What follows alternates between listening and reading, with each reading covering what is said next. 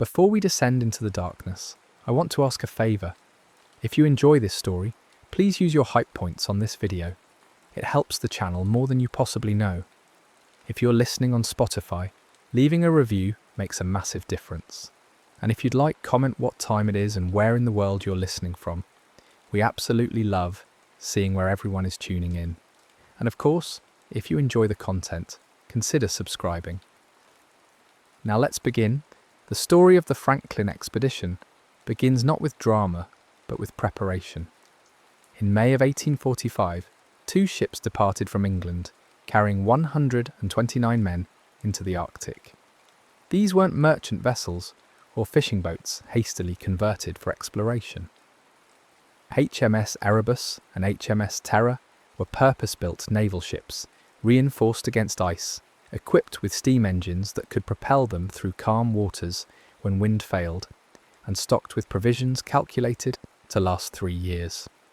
The planning behind this expedition reflected the scientific confidence of the mid-19th century, the belief that careful measurement, adequate supplies, and disciplined naval routine could solve the puzzle of the Northwest Passage, that fabled route through the Arctic archipelago connecting the Atlantic and Pacific Oceans. The ships carried tinned foods, a relatively new preservation technology that promised to keep meat and vegetables edible for years. They carried coal for the steam, engines and for heating. They carried navigational instruments, charts based on previous expeditions, and a library of books to occupy the crew during the long Arctic winter when darkness would make outdoor work impossible. The expedition was led by Sir John Franklin, a veteran Arctic explorer, and the crew consisted of experienced sailors and officers who understood that Arctic travel meant periods of waiting, periods of cold, and the necessity of maintaining morale through routine and discipline. Everything about the departure suggested competence and control. The last confirmed sighting of the expedition came in late July 1845, when whalers encountered the ships in Baffin Bay, the body of water between Greenland and the eastern coast of what is now the Canadian Arctic archipelago. The whalers reported that the crew seemed in good spirits and well prepared.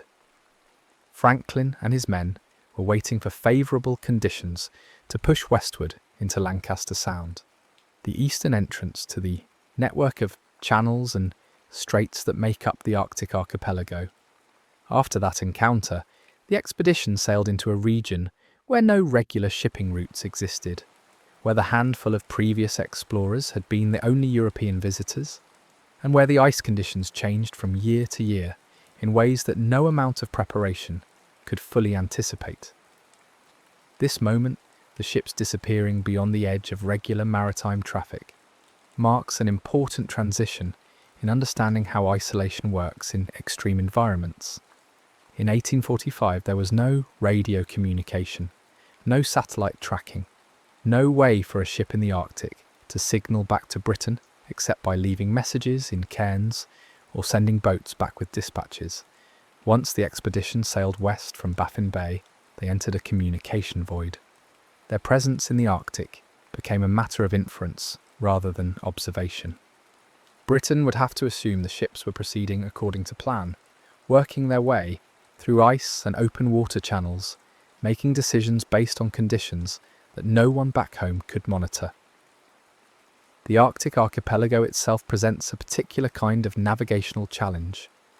Unlike the open ocean, where direction is primarily a matter of latitude and longitude, the Arctic channels form a maze of possible routes. Some channels are relatively deep and ice-free in summer. Others remain choked with multi-year ice that doesn't melt seasonally, but persists year after year, growing thicker and more resistant to navigation.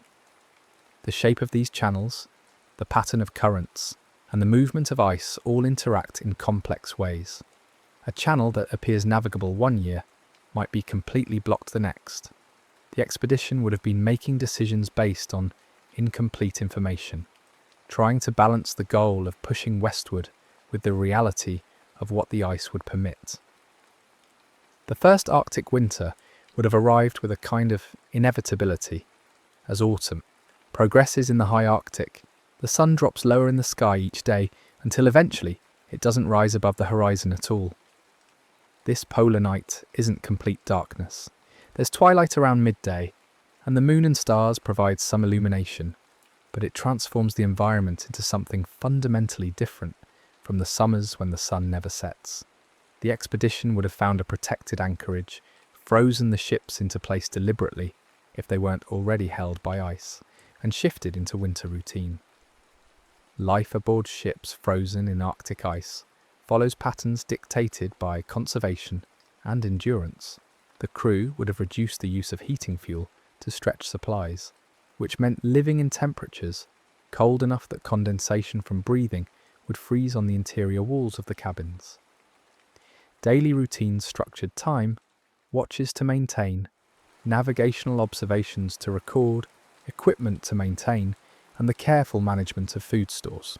Officers would have organised activities to keep the crew occupied: theatrical performances, classes, hunting expeditions when weather permitted. The psychological challenge of Arctic wintering isn't primarily about isolation, though that's certainly a factor. It's about the combination of confinement, darkness, cold, and the knowledge that you're entirely dependent on the supplies you brought with you and the competence of the people around you. The expedition's first winter was likely spent at Beechey Island, a small island off the southwest coast of Devon Island in the Canadian Arctic. Archaeological evidence found later confirms that the expedition wintered there during 1845 to 1846. 3 crew members died during that winter and were buried on Beechey Island in carefully constructed graves that the permafrost has preserved remarkably well. When these graves were exhumed in the 1980s as part of scientific investigation into the expedition's fate, the bodies were found in startlingly good condition, maintained by the deep cold that prevents decomposition.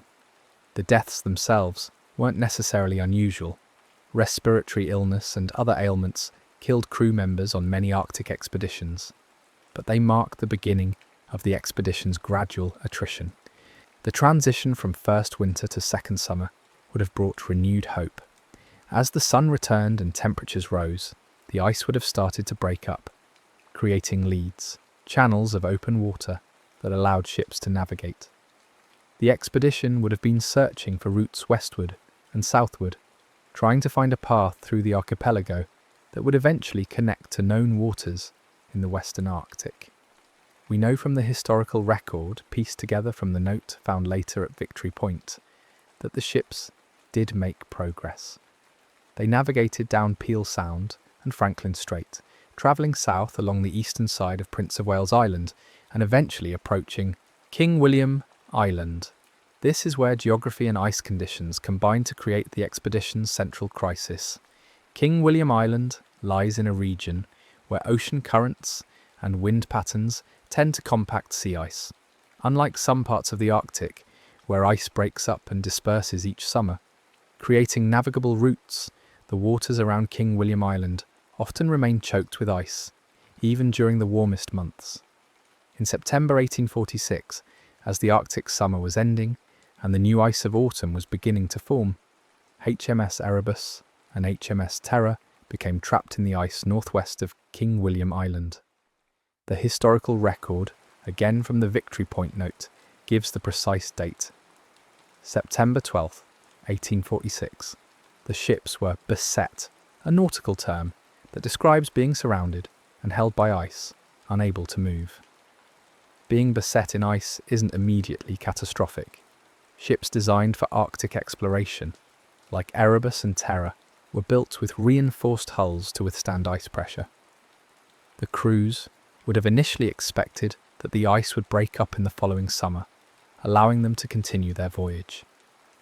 This is a common experience in Arctic navigation. Ships frequently get trapped temporarily, wait out the winter, and proceed when conditions improve. The concerning aspect of the Franklin expedition situation was location and timing. They were beset in an area known for heavy ice, late enough in the season that they couldn't attempt to free the ships, before winter set in, and far from any known refuge or supply depot. The second winter, from 1846 to 1847, would have been markedly different from the first. The psychological geography had shifted. At Beechey Island, the crew had been at the beginning of their journey, full of supplies following a plan.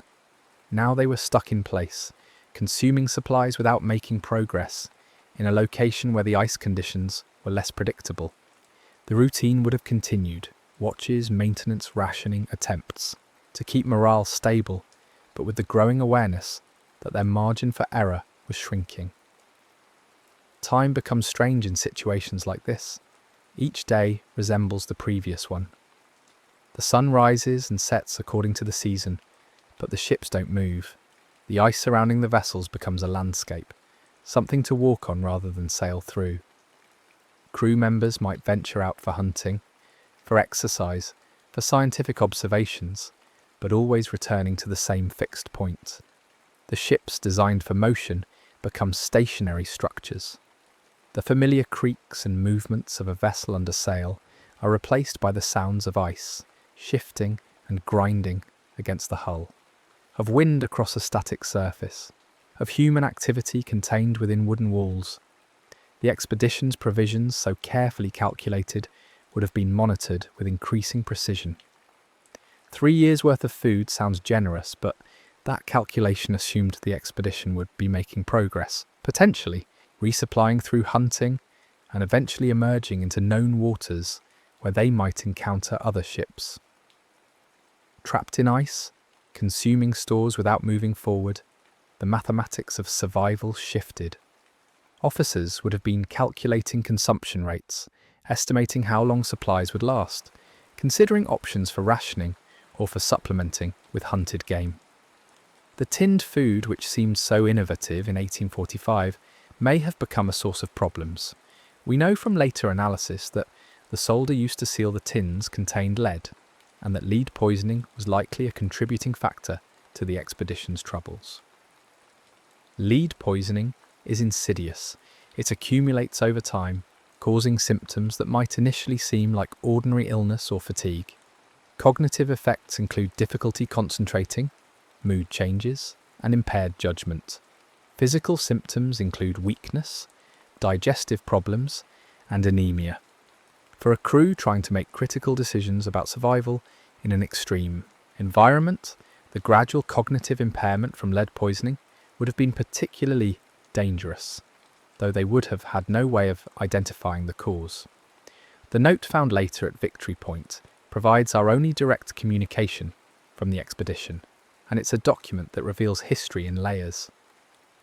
The note is a standard Admiralty form, pre-printed with spaces to fill in information about the ship's position and circumstances. The first entry, dated May 28, 1847, is optimistic in a bureaucratic way. It records that the ships had wintered at Beechey Island and had subsequently been beset in ice. It notes that all well and that the party consisted of 2 officers and 6 men, under the command of Gore and Defoe. This was likely a sledging party sent out to explore the surrounding area and deposit the note in a cairn as a record of the expedition's position. The phrase "all well" is haunting in retrospect, but it may have been accurate at the time. In May 1847, despite being trapped in ice for 8 months, the expedition might genuinely have been in reasonable condition. Supplies still adequate, crew still disciplined, hope still rational that the coming summer would break up the ice. The note was doing what such notes were supposed to do, providing information for potential rescue parties, establishing a record of movement and position, maintaining the documentation expected of a naval expedition. The second entry on the same note, written in the margins and dated April 25, 1848, nearly a year later, tells a completely different story. This edition records that HMS Erebus and HMS Terror were abandoned on April 22, 1848, having been beset since September 12, 1846. It notes the total loss of life to that point: 9 officers and 15 men dead. It records the death of Sir John Franklin on June 11, 1847, and it states that the survivors, now numbering 105, were setting out on April 26, 1848, heading south toward the Back River under the command of Captain Crozier and Captain Fitzjames. The act of amending this note with such drastically different information speaks to the deterioration of circumstances. The expedition had survived a second winter trapped in ice. The summer of 1847 had failed to free the ships. They had endured a third winter from 1847 to 1848, watching supplies dwindle and crew members die. The decision to abandon the ships, to leave the only shelter they had, indicates that remaining aboard had become untenable. Perhaps the ships were being crushed by ice pressure. Perhaps supplies were nearly exhausted. Perhaps the deaths were accelerating, and the officers judged that the only chance for survival was to attempt to reach the mainland and travel overland to known outposts hundreds of miles to the south. The mention of Franklin's death in June 1847, more than a year and a half before the ships were abandoned, raises questions about leadership and decision-making during the expedition's final phase. Franklin was the expedition leader, an experienced Arctic explorer whose judgment would have been central to planning. His death would have transferred command to Captain Crozier, who then had to manage an increasingly desperate situation without the benefit of Franklin's experience or the authority structure that had been established at the expedition's outset. The decision to abandon ship and march south represents a calculated gamble with survival. By April 1848, the expedition had been trapped for a year and a half. They had consumed a significant portion of their provisions. The ice showed no signs of releasing the ships. The hope would have been that by marching overland, the survivors could reach the Back River, which flows into the Arctic Ocean from the Canadian mainland.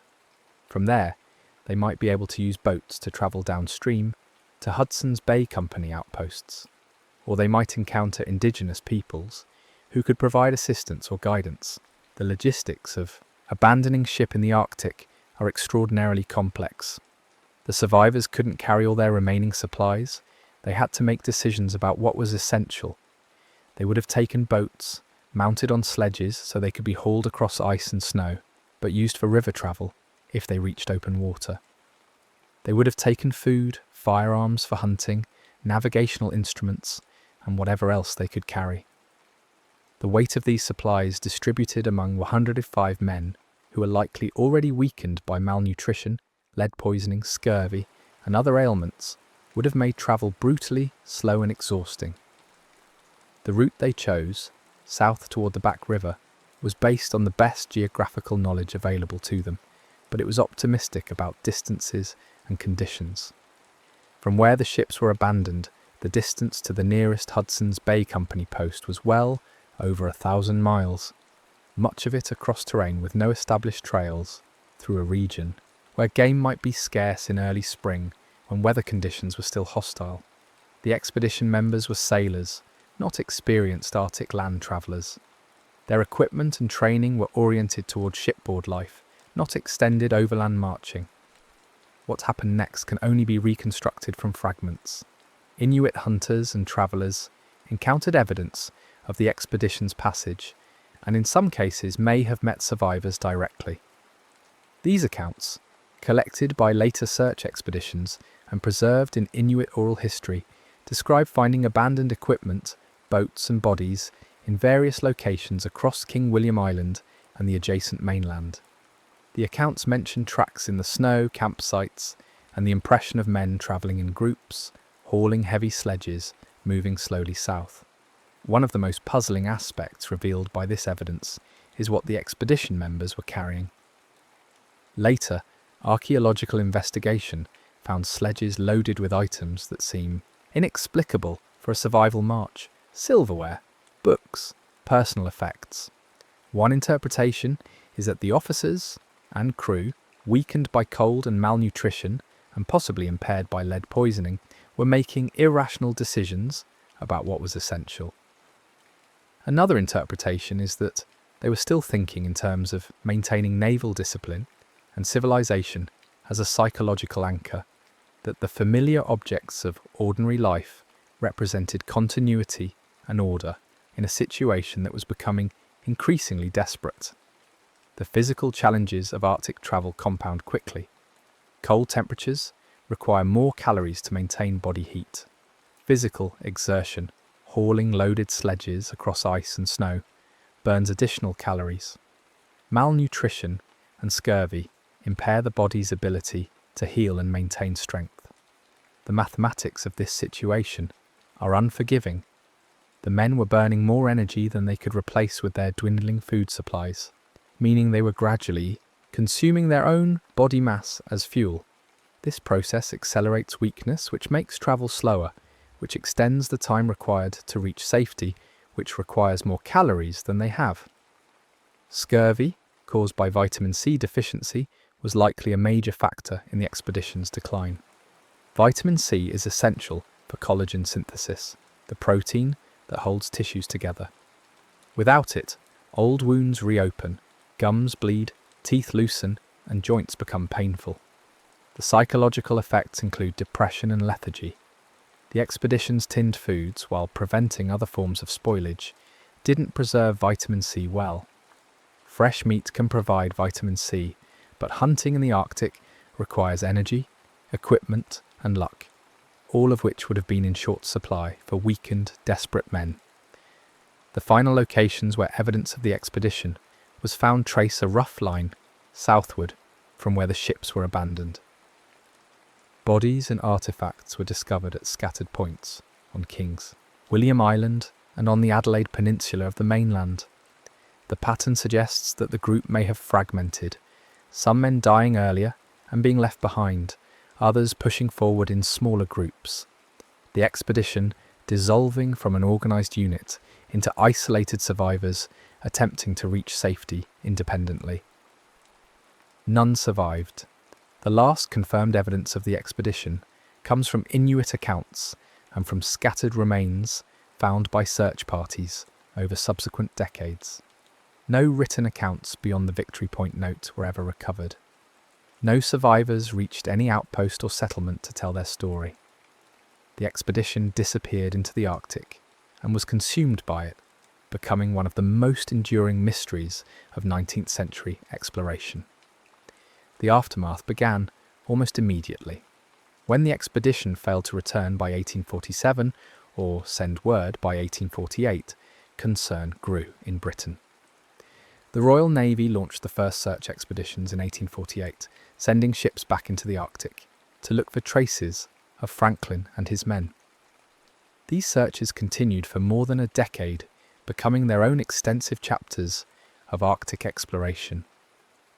The searches found the graves at Beechey Island, the note at Victory Point, and scattered artefacts and remains, but they never found the ships themselves or any comprehensive record of what happened.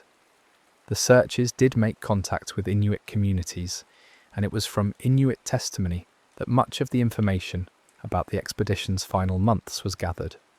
These accounts described encounters with weakened Europeans, sightings of abandoned camps and equipment, and the discovery of bodies. For many years, some European searchers were sceptical of these accounts, preferring to believe that the expedition might still be found alive, or that written records might provide a more authoritative explanation.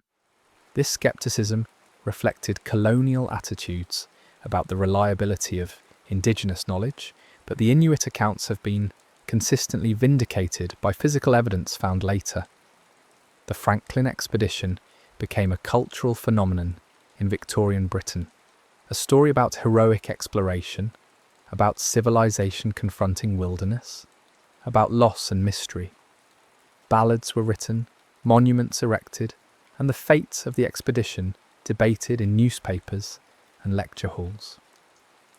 Lady Franklin, Sir John's widow, campaigned vigorously for continued searches and for recognition of her husband's achievements.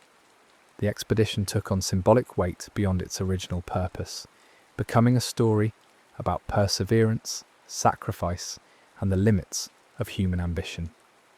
From a scientific perspective, the expedition's tragedy provided painful lessons about Arctic travel. subsequent explorers learned from Franklin's mistakes, relying more on indigenous knowledge, travelling lighter, understanding better the dangers of scurvy and the importance of fresh food, and being more cautious about committing fully to untested routes. The search expeditions, while failing to rescue Franklin's men, significantly expanded European knowledge of Arctic geography, mapping large portions of the archipelago and demonstrating which routes were and weren't viable.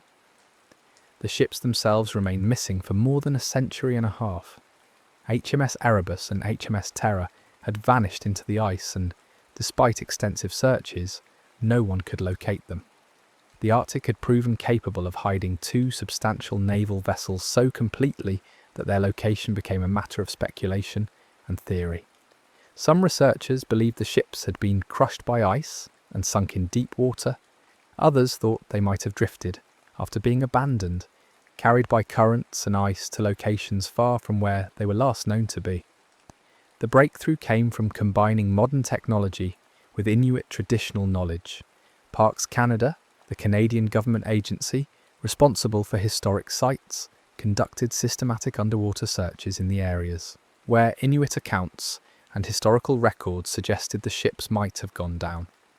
In September 2014, using sonar equipment and remotely operated vehicles, searchers located HMS Erebus in Terror Bay, south of King William Island, in relatively shallow water. The ship was remarkably well preserved, sitting upright on the seafloor, its structure largely intact despite more than a century and a half underwater in the Arctic. 2 years later, in September 2016, HMS Terror was found in Terror Bay, about 60 kilometres north of where Erebus had been discovered. Terror was in even better condition. The ship was intact, sitting upright, and appeared to have settled gently to the bottom rather than being violently wrecked. The discovery of both ships confirmed that they hadn't been destroyed where they were abandoned in 1848. Instead, they had somehow moved south, whether by drifting in ice after abandonment or possibly being briefly reoccupied by some of the crew attempting to return. The ship's final resting places were closer to the mainland, in locations that suggested they might have been attempting to reach safety even after being abandoned. The discovery of the wrecks brings a kind of resolution to the mystery, though not in the sense of answering every question. The ships proved that the expedition was real, that the vessels existed and travelled where the records suggest. The preservation of the wrecks, particularly Terror, opens possibilities for future archaeology that might reveal more about what happened. Personal effects, ship's logs, or other artefacts might still be recoverable from the wrecks, potentially providing direct evidence about the expedition's final months. What the discoveries primarily demonstrate is the Arctic's capacity to preserve and to hide. The cold water and the remoteness of the location protected the wrecks from salvage or disturbance for more than 150 years. The ships rested on the seafloor in silence, maintaining their secrets, while above them the ice formed and melted seasonally, and the story of the expedition lived on in books, theories, and cultural memory. The Arctic proved patient and meticulous in its record-keeping, maintaining physical evidence that would eventually be found when technology and determination aligned. The Franklin expedition ultimately represents a collision between ambition and environment, between planning and unpredictability. The expedition was well prepared by the standards of 1845, provisioned, equipped, led by experienced officers, and pursuing a goal that seemed achievable. The Northwest Passage does exist. Ships can and have navigated through the Arctic archipelago. The expedition's failure wasn't because the goal was impossible, but because the specific conditions they encountered, ice patterns, weather, route choices, combined with technological limitations and some unfortunate decisions to create a situation from which there was no recovery. Understanding what went wrong requires holding multiple factors in tension. The lead from the tinned food contributed to cognitive impairment and physical weakness. The decision to use heavy sledges loaded with non-essential items suggests impaired judgment. The choice of route, heading south toward the Back River rather than attempting other directions, was based on incomplete geographic knowledge. The timing of abandoning the ships in April rather than waiting for summer may have been forced by deteriorating conditions aboard. Each factor individually might have been manageable, but in combination, in the specific environment of the Arctic, they became fatal. The human dimension of the tragedy is worth acknowledging with care. Each of the 129 men who sailed with the expedition had lives, families, and aspirations. They were professionals doing a job that was understood to be dangerous, but also important and potentially prestigious. Arctic exploration in the 1840s was considered a worthy endeavour, scientifically valuable, economically significant if a Northwest Passage could be established, and emblematic of British naval prowess. The men who joined the expedition weren't naive about the risks, but they trusted in preparation, leadership, and collective capability to see them through. The Arctic itself isn't malevolent. It's simply an environment governed by physical laws that don't accommodate human needs. The cold is thermodynamics. The ice forms and melts according to patterns of solar radiation, ocean currents, and atmospheric circulation. The distances are geometric facts. The lack of food is ecology. The Arctic supports less biomass than temperate regions because the growing season is so short and primary productivity is limited. When we say the Arctic defeated the Franklin expedition, we're using metaphor to describe the simple reality that the environment's demands exceeded the expedition's capacity to meet them. Modern Arctic travel, even in the same regions where Franklin's expedition met its end, is vastly safer because of technology, knowledge, and infrastructure.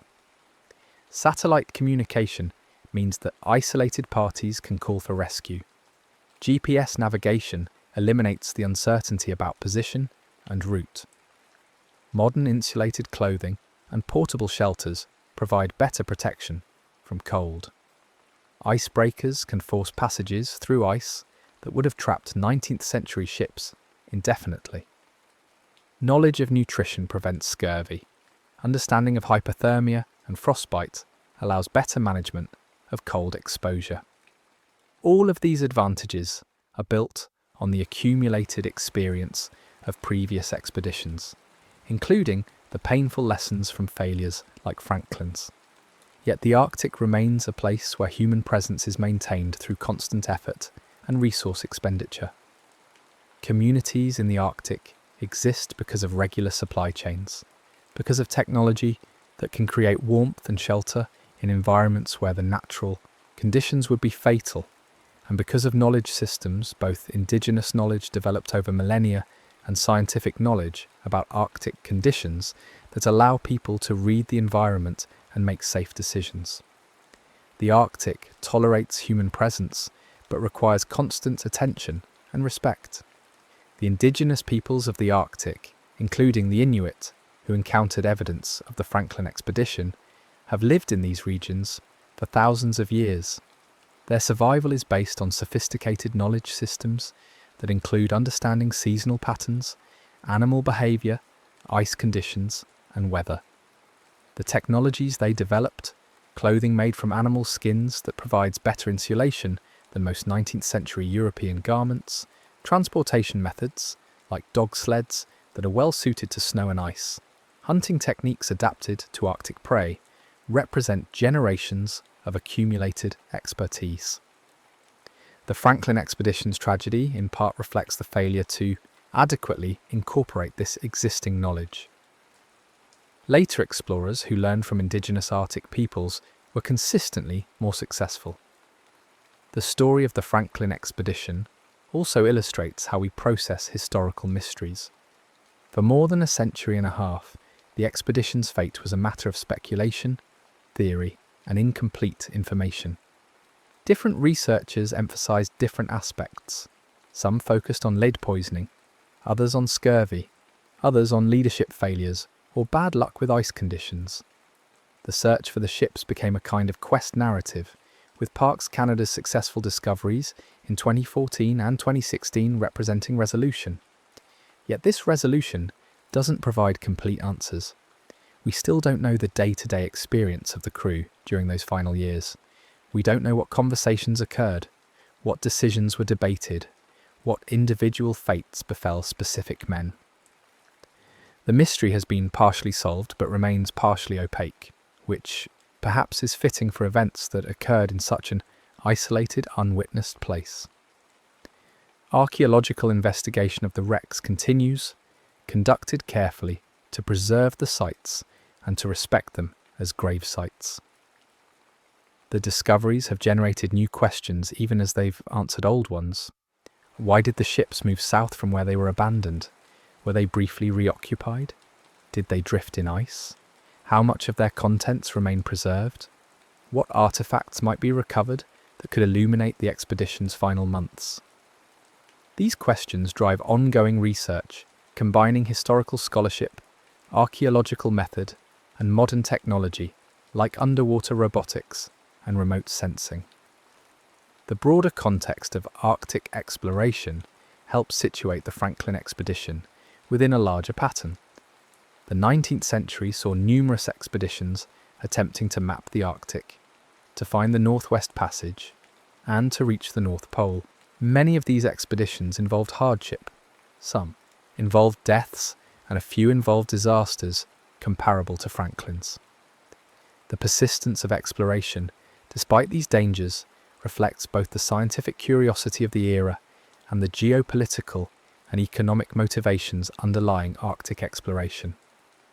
Britain, along with other nations, was interested in Arctic routes for trade, in scientific knowledge, and in the prestige associated with geographic discovery. Climate change has transformed the Arctic since Franklin's time. The ice that trapped Erebus and Terror is now much reduced in extent and thickness. The Northwest Passage, which was effectively impassable for most ships in the 19th century, is now navigable during summer months for icebreakers and specially equipped vessels. This change reflects global warming caused by increased atmospheric carbon dioxide from human industrial activity. The Arctic is warming faster than lower latitudes, a phenomenon called Arctic amplification, which is driven by feedback loops involving ice, melt, changes in surface reflectivity, and atmospheric circulation patterns. The opening of Arctic waters due to climate change brings its own complexities, new opportunities for shipping and resource extraction, but also ecological disruption, loss of sea ice that Arctic wildlife depends on, and new geopolitical tensions as nations contest rights to newly accessible waters. The Franklin expedition's struggle against impenetrable ice belongs to an Arctic that's rapidly disappearing, being replaced by an Arctic that's increasingly accessible, but also fundamentally altered from its historical condition. From a purely scientific standpoint, the Franklin expedition represents a data point in understanding human physiological and psychological limits in extreme environments. The combination of cold, isolation, malnutrition, and stress creates predictable patterns of decline. The body prioritizes core temperature and vital organ function, drawing resources from less critical systems. Cognitive function becomes impaired, first through fatigue and stress, then through malnutrition affecting brain chemistry, and potentially through toxic exposures like lead. Social structures can either support or undermine survival.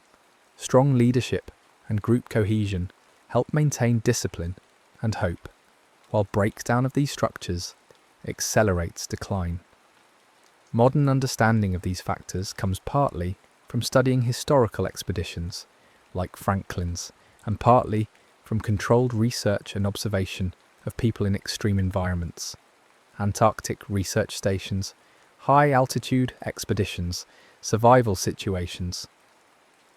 The medical knowledge about hypothermia, frostbite, starvation, and psychological stress in isolation is now sophisticated enough that we can reconstruct with reasonable accuracy what the Franklin expedition members would have experienced physiologically and mentally during their final months.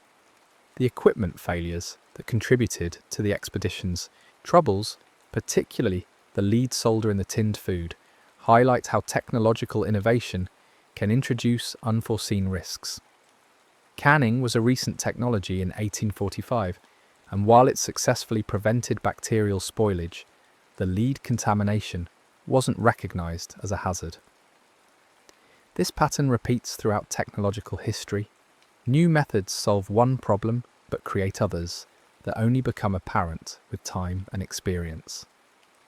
The lesson isn't to avoid innovation, but to maintain humility about how well we understand the full consequences of our tools and methods.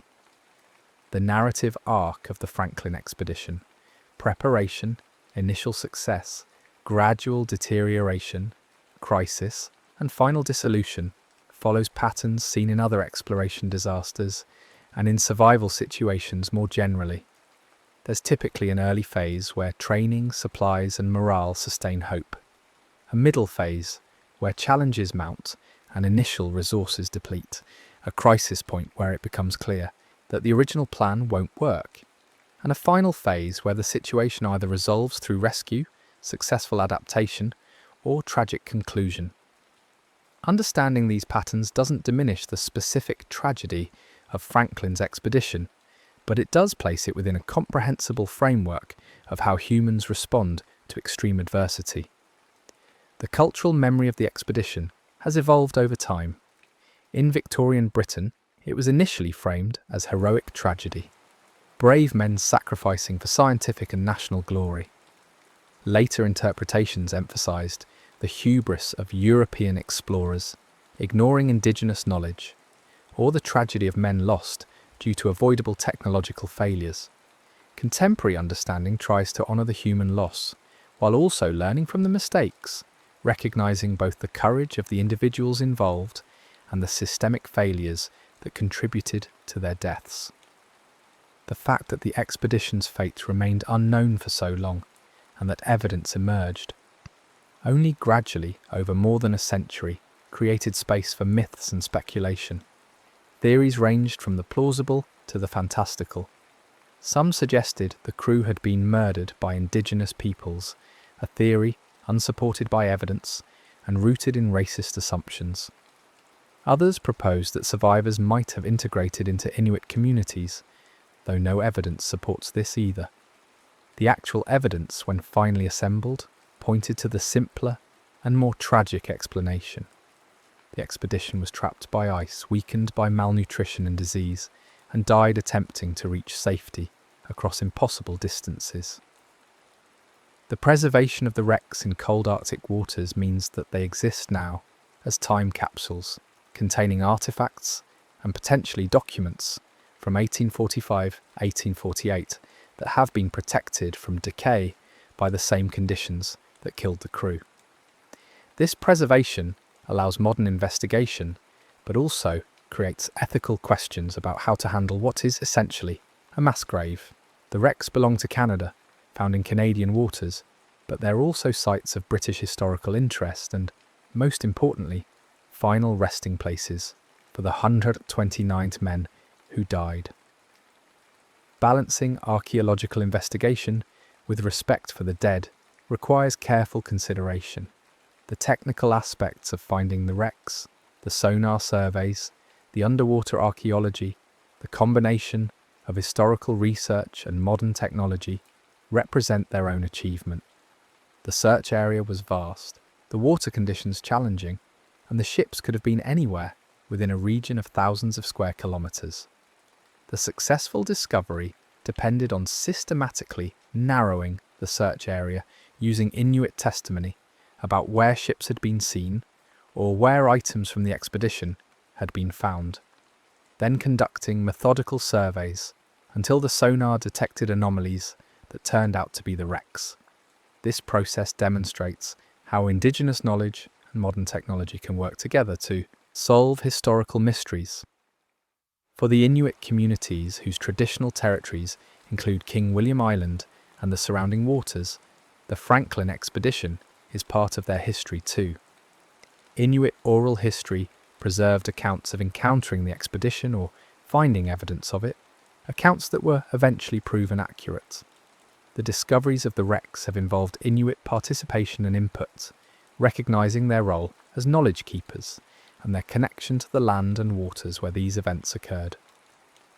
This represents a shift from earlier eras when European explorers often discounted or ignored indigenous perspectives. The scientific value of studying the Franklin expedition extends beyond just understanding what happened to these specific ships and men. It provides insight into 19th century naval practices, technology, and culture. The artifacts recovered from the wrecks and from expedition campsites offer physical evidence of daily life aboard exploration ships. The human remains, studied respectfully and with appropriate protocols, provide medical and anthropological information about health, diet, and the physical effects of Arctic conditions. Each piece of evidence adds to our understanding of both this specific event and the broader patterns of human behaviour and biology in extreme environments. One of the most persistent questions about the expedition is whether it could have succeeded if conditions had been slightly different. If the ice had broken up in the summer of 1847, freeing the ships to continue, would they have found the Northwest Passage? If they had turned back after the first winter, instead of pushing forward, could they have returned safely to Britain? If they had better understood the dangers of their tinned food or made different decisions about rationing and hunting, might more have survived the final march?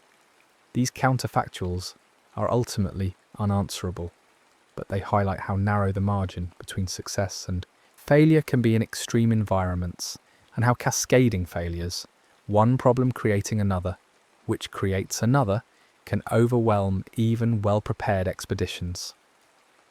The Northwest Passage that Franklin sought is now regularly traversed by ships, though it remains challenging and requires icebreaker support or specially equipped vessels.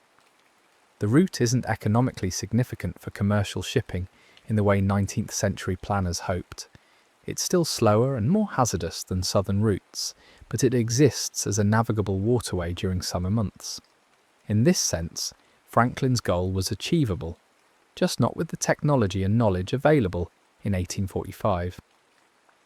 The long silence after the expedition disappeared, years during which Britain didn't know whether the ships were still progressing, trapped, or destroyed, created its own kind of suffering for the families of the crew members. Letters were written that would never be delivered. Hopes were maintained long after any realistic possibility of survival had passed. The searches that were launched brought back fragments of information, each piece both confirming fears and raising new questions. This prolonged uncertainty, the slow revelation of tragedy, became part of the expedition's legacy.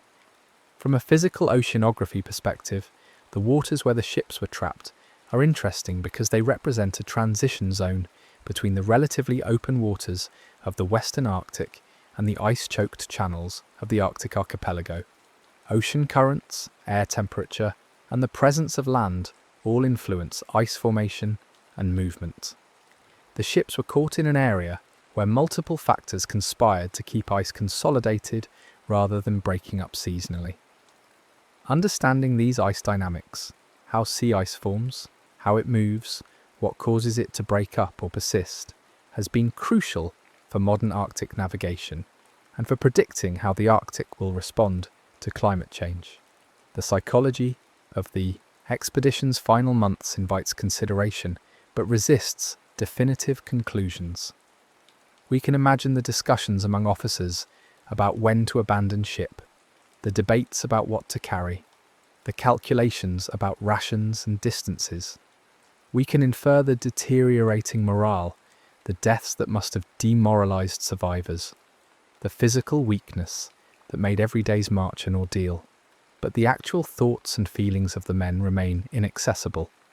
The note at Victory Point gives us only the barest facts, written in official language that reveals little of the emotional reality behind the decisions.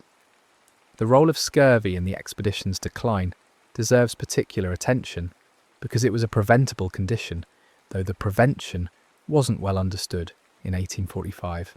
Vitamin C is readily available in fresh foods, including fresh meat if organ meats are consumed, and many Arctic animals could have provided it.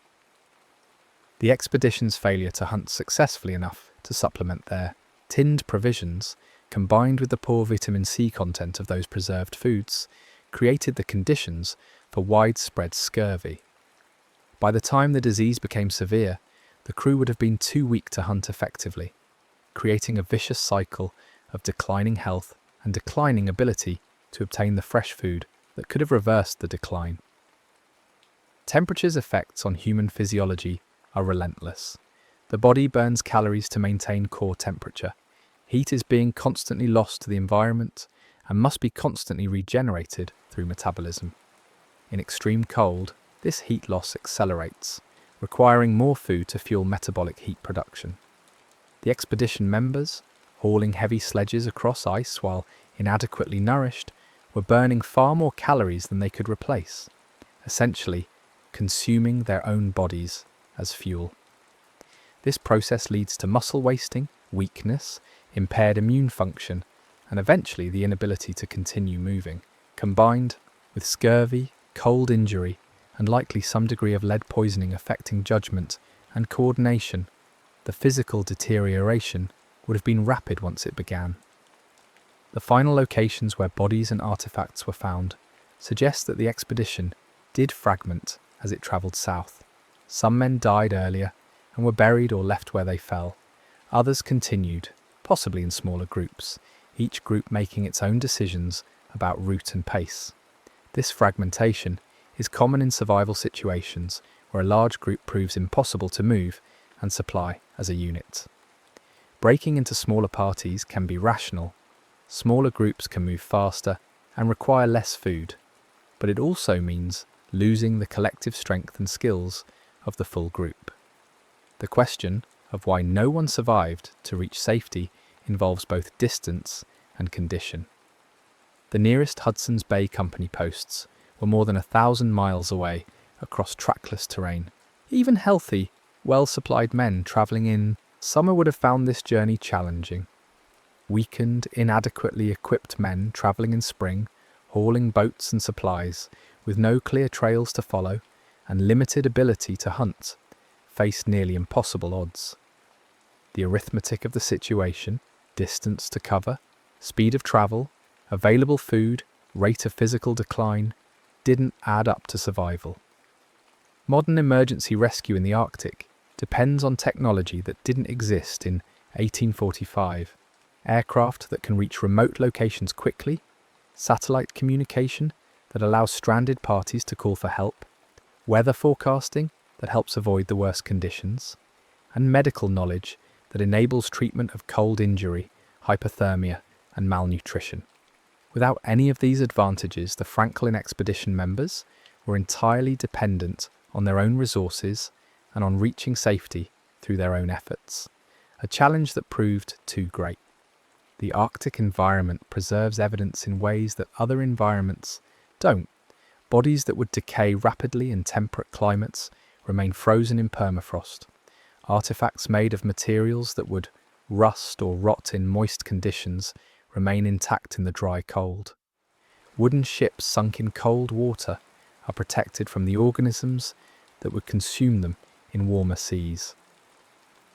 This preservation has allowed modern investigation to recover evidence that would otherwise have been lost, turning the Arctic itself into an archive that maintains records of human activity across centuries. The intersection of indigenous knowledge and European exploration remains one of the important lessons from the Franklin story.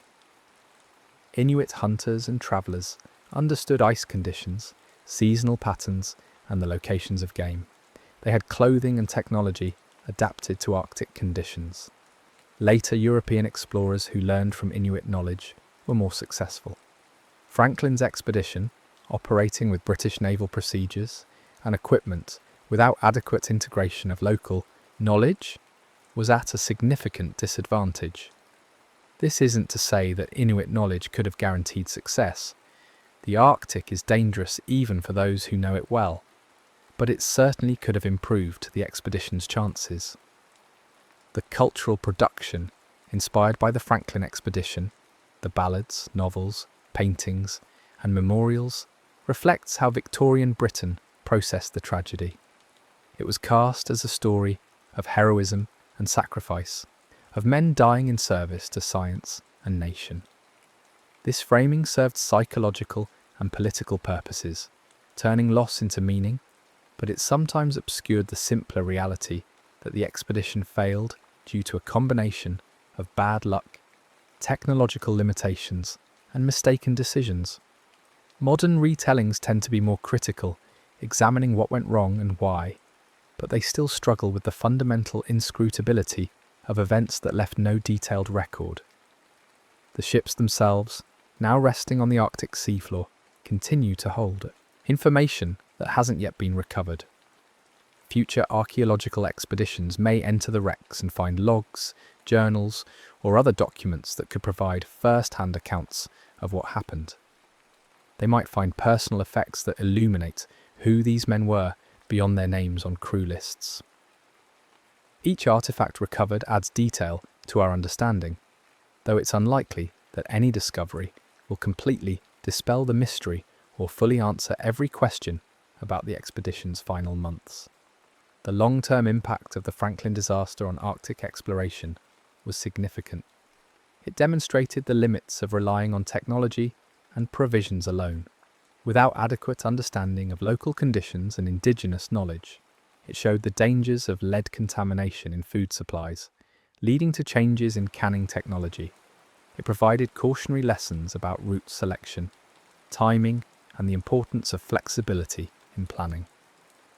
These lessons, learned at tremendous cost, contributed to safer practices for later expeditions. The fact that both wrecks were found in relatively shallow water, largely intact, suggests that they settled to the bottom gradually rather than being catastrophically destroyed by ice. This raises intriguing possibilities about their final voyages after being abandoned. Did they drift in pack ice released from their initial trapped position, but carried by currents and ice movement? Were they briefly reoccupied by some of the crew, attempting to return or seeking shelter? The physical evidence from the wrecks may eventually answer these questions, but for now, they remain matters of speculation and ongoing investigation. In the end, the Franklin expedition stands as a profound example of human ambition meeting environmental reality. The men who sailed in 1845 were well-trained, well-equipped by the standards of their time, and pursuing a worthwhile goal. They weren't reckless or naive, but the combination of factors they faced, the particular ice conditions of those years, the lead contamination in their food, the distances involved, the limitations of their technology and knowledge, created a situation from which there was no escape. The Arctic kept their ships for more than 170 years, silent and intact, until technology and persistence finally located them, bringing partial resolution to a mystery that has fascinated and haunted people for generations. The story reminds us that, even with careful planning and brave effort, some environments demand more than we can provide, and the consequences of miscalculation can be absolute and final. The next story is about to begin. Please relax and enjoy. The cloth arrived on a Tuesday in late August, when the air still held the dusty warmth of summer, and the light came through windows at an angle that made everything inside look older than it was. Nobody in Iam marked the moment. A bundle of fabric wasn't news, it was trade, ordinary as bread, part of the rhythm that connected the village to the wider world in small necessary ways. The tailor's assistant carried it inside without ceremony, set it on the workbench, and probably thought about supper or the ache in his shoulders, or nothing at all.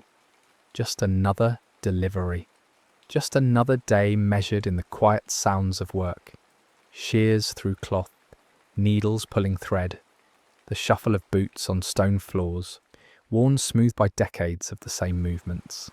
Iam didn't expect trouble, because Iam wasn't the kind of place trouble visited.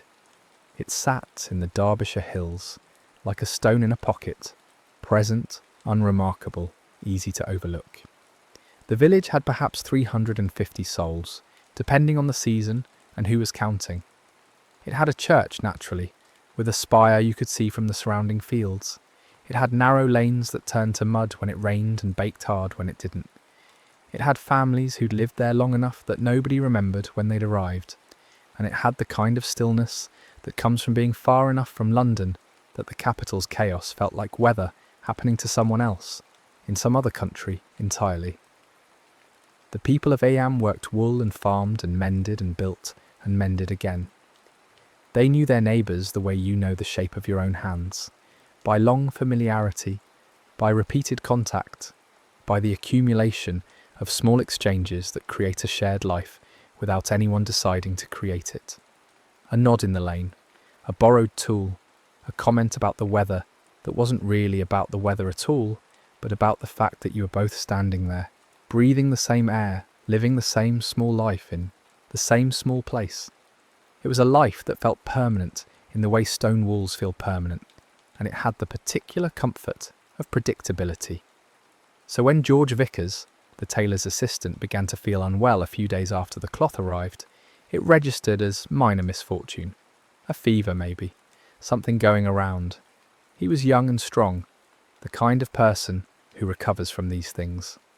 The household noticed, of course they noticed, but illness wasn't rare, and the body's small rebellions were part of living. You felt poorly, you rested, you got better. That was the pattern everyone knew. Except George Vickers didn't get better. The fever climbed instead of breaking. His skin grew hot to the touch, the kind of heat that seems to come from somewhere deeper than flesh, and he began to complain of pain in ways that made the people around him uncomfortable, because the pain seemed to be everywhere and nowhere, general and specific, impossible to locate or soothe. Within days the swellings appeared, hard lumps under the skin, dark and angry, concentrated in the armpits and groin where the body's hidden architecture came closest to the surface. They were called buboes, though most people in Eyam wouldn't have known the word. They just knew the look of them, the wrongness of them, the way they seemed to announce that something had gone deeply, fundamentally awry inside a person. George Vickers died on September 7th. The house went quiet in that specific way houses go quiet after death, when the absence of a person creates a space that isn't quite silence, but something heavier, more deliberate. The household mourned. The village noted the loss. And if anyone thought about the bundle of cloth, they thought about it the way you think about weather, as context, as background, as something that had happened nearby but wasn't necessarily connected to what came after. Then Edward Cooper, who lived next door, fell ill with the same symptoms. Then his wife, Mary. Then their child. The pattern emerged slowly, the way a path emerges in grass when enough people walk the same line. One household became two. Two became a cluster. The fever, the pain, the terrible swellings, the swift decline from health to death. It repeated with a consistency that started to feel less like coincidence and more like something following a rule nobody understood. The village began to murmur, not in panic yet, but in the uneasy register people use when familiar things start behaving unfamiliarly. Sickness happened, yes, but not like this, not moving house to house like something with intention, not killing with this kind of efficiency. By late September, Eyam understood what it was facing, though understanding didn't make it less impossible. The plague, the pestilence, the thing that belonged in biblical stories and London broadsides and rumours from port cities. Not here, not in a village where the most dramatic event of the year was usually a disputed boundary between fields or a marriage that surprised exactly no one. The plague was a city problem, a crowd problem, something that required dense streets and filthy air and the kinds of conditions Eyam simply didn't have. And yet here it was, moving through the village like smoke, invisible and impossible to stop. The initial response was instinctive and useless. People burned herbs thinking smoke might cleanse the air. They avoided certain wells, suspecting the water. They crossed themselves and prayed and looked for patterns in things that had no pattern. Who got sick, who didn't, what they'd eaten, where they'd walked, what they'd touched. The human mind demands cause and effect, demands a story that makes sense, and so the village invented stories, bad humours, divine punishment, the alignment of stars, anything that might explain why a person could be healthy at breakfast and dying by supper. But the disease didn't care about stories. It moved according to its own logic, which was really no logic at all from a human perspective, just the blind mechanical process of a thing finding the conditions it needed to replicate and spread. It travelled in breath, in touch, in the intimate distances of family life. It hid in the gap between feeling fine and feeling doomed. It made no distinctions between the pious and the wicked, the young and the old, the careful and the careless. It simply moved, and where it moved, people died. By October, the village had lost 25 people. The number itself was abstract, but the absences were concrete.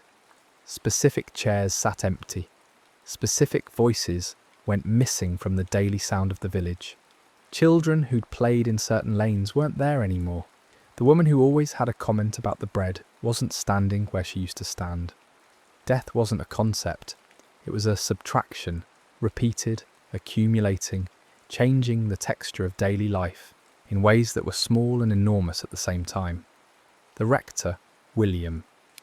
Montpesson was a young man, relatively new to Ayam, educated enough to understand what the parish records were starting to show, and human enough to feel the weight of it. He'd come to the village with his wife, Catherine, expecting the quiet satisfactions of rural ministry, baptisms and weddings, small disputes over tithes, the steady rhythm of a life measured in liturgical seasons. Instead, he was watching his parish disappear, person by person, and the tools he had, prayer, comfort, the rituals of faith, felt suddenly inadequate against something that killed with such methodical speed. But Montpesson had one advantage. He'd heard reports from elsewhere. London was suffering a plague outbreak of staggering proportions. Thousands dead. The rich fleeing to the countryside. Commerce stopped, streets emptied, mass graves dug in fields, because the churchyards couldn't hold the dead anymore. The reports filtered through England in fragments, exaggerated in some tellings, understated in others, but consistent enough in their horror that even allowing for distortion, the reality was clearly catastrophic. And that's when Montpesson understood the fuller shape of what Ayam was facing. The plague in the village was terrible, yes, but Ayam sat surrounded by other villages, other towns, other places where people lived in the same kind of comfortable ignorance Ayam had enjoyed 2 months earlier. If people fled, and why wouldn't they flee, they would carry the plague with them. They would spread it to Stony Middleton, to Tideswell, to Fullow, to every small place within walking distance. The disease would scatter like seeds on wind, and the suffering currently contained in Ayam would become suffering multiplied across the Peak District. The logic was inescapable and horrible.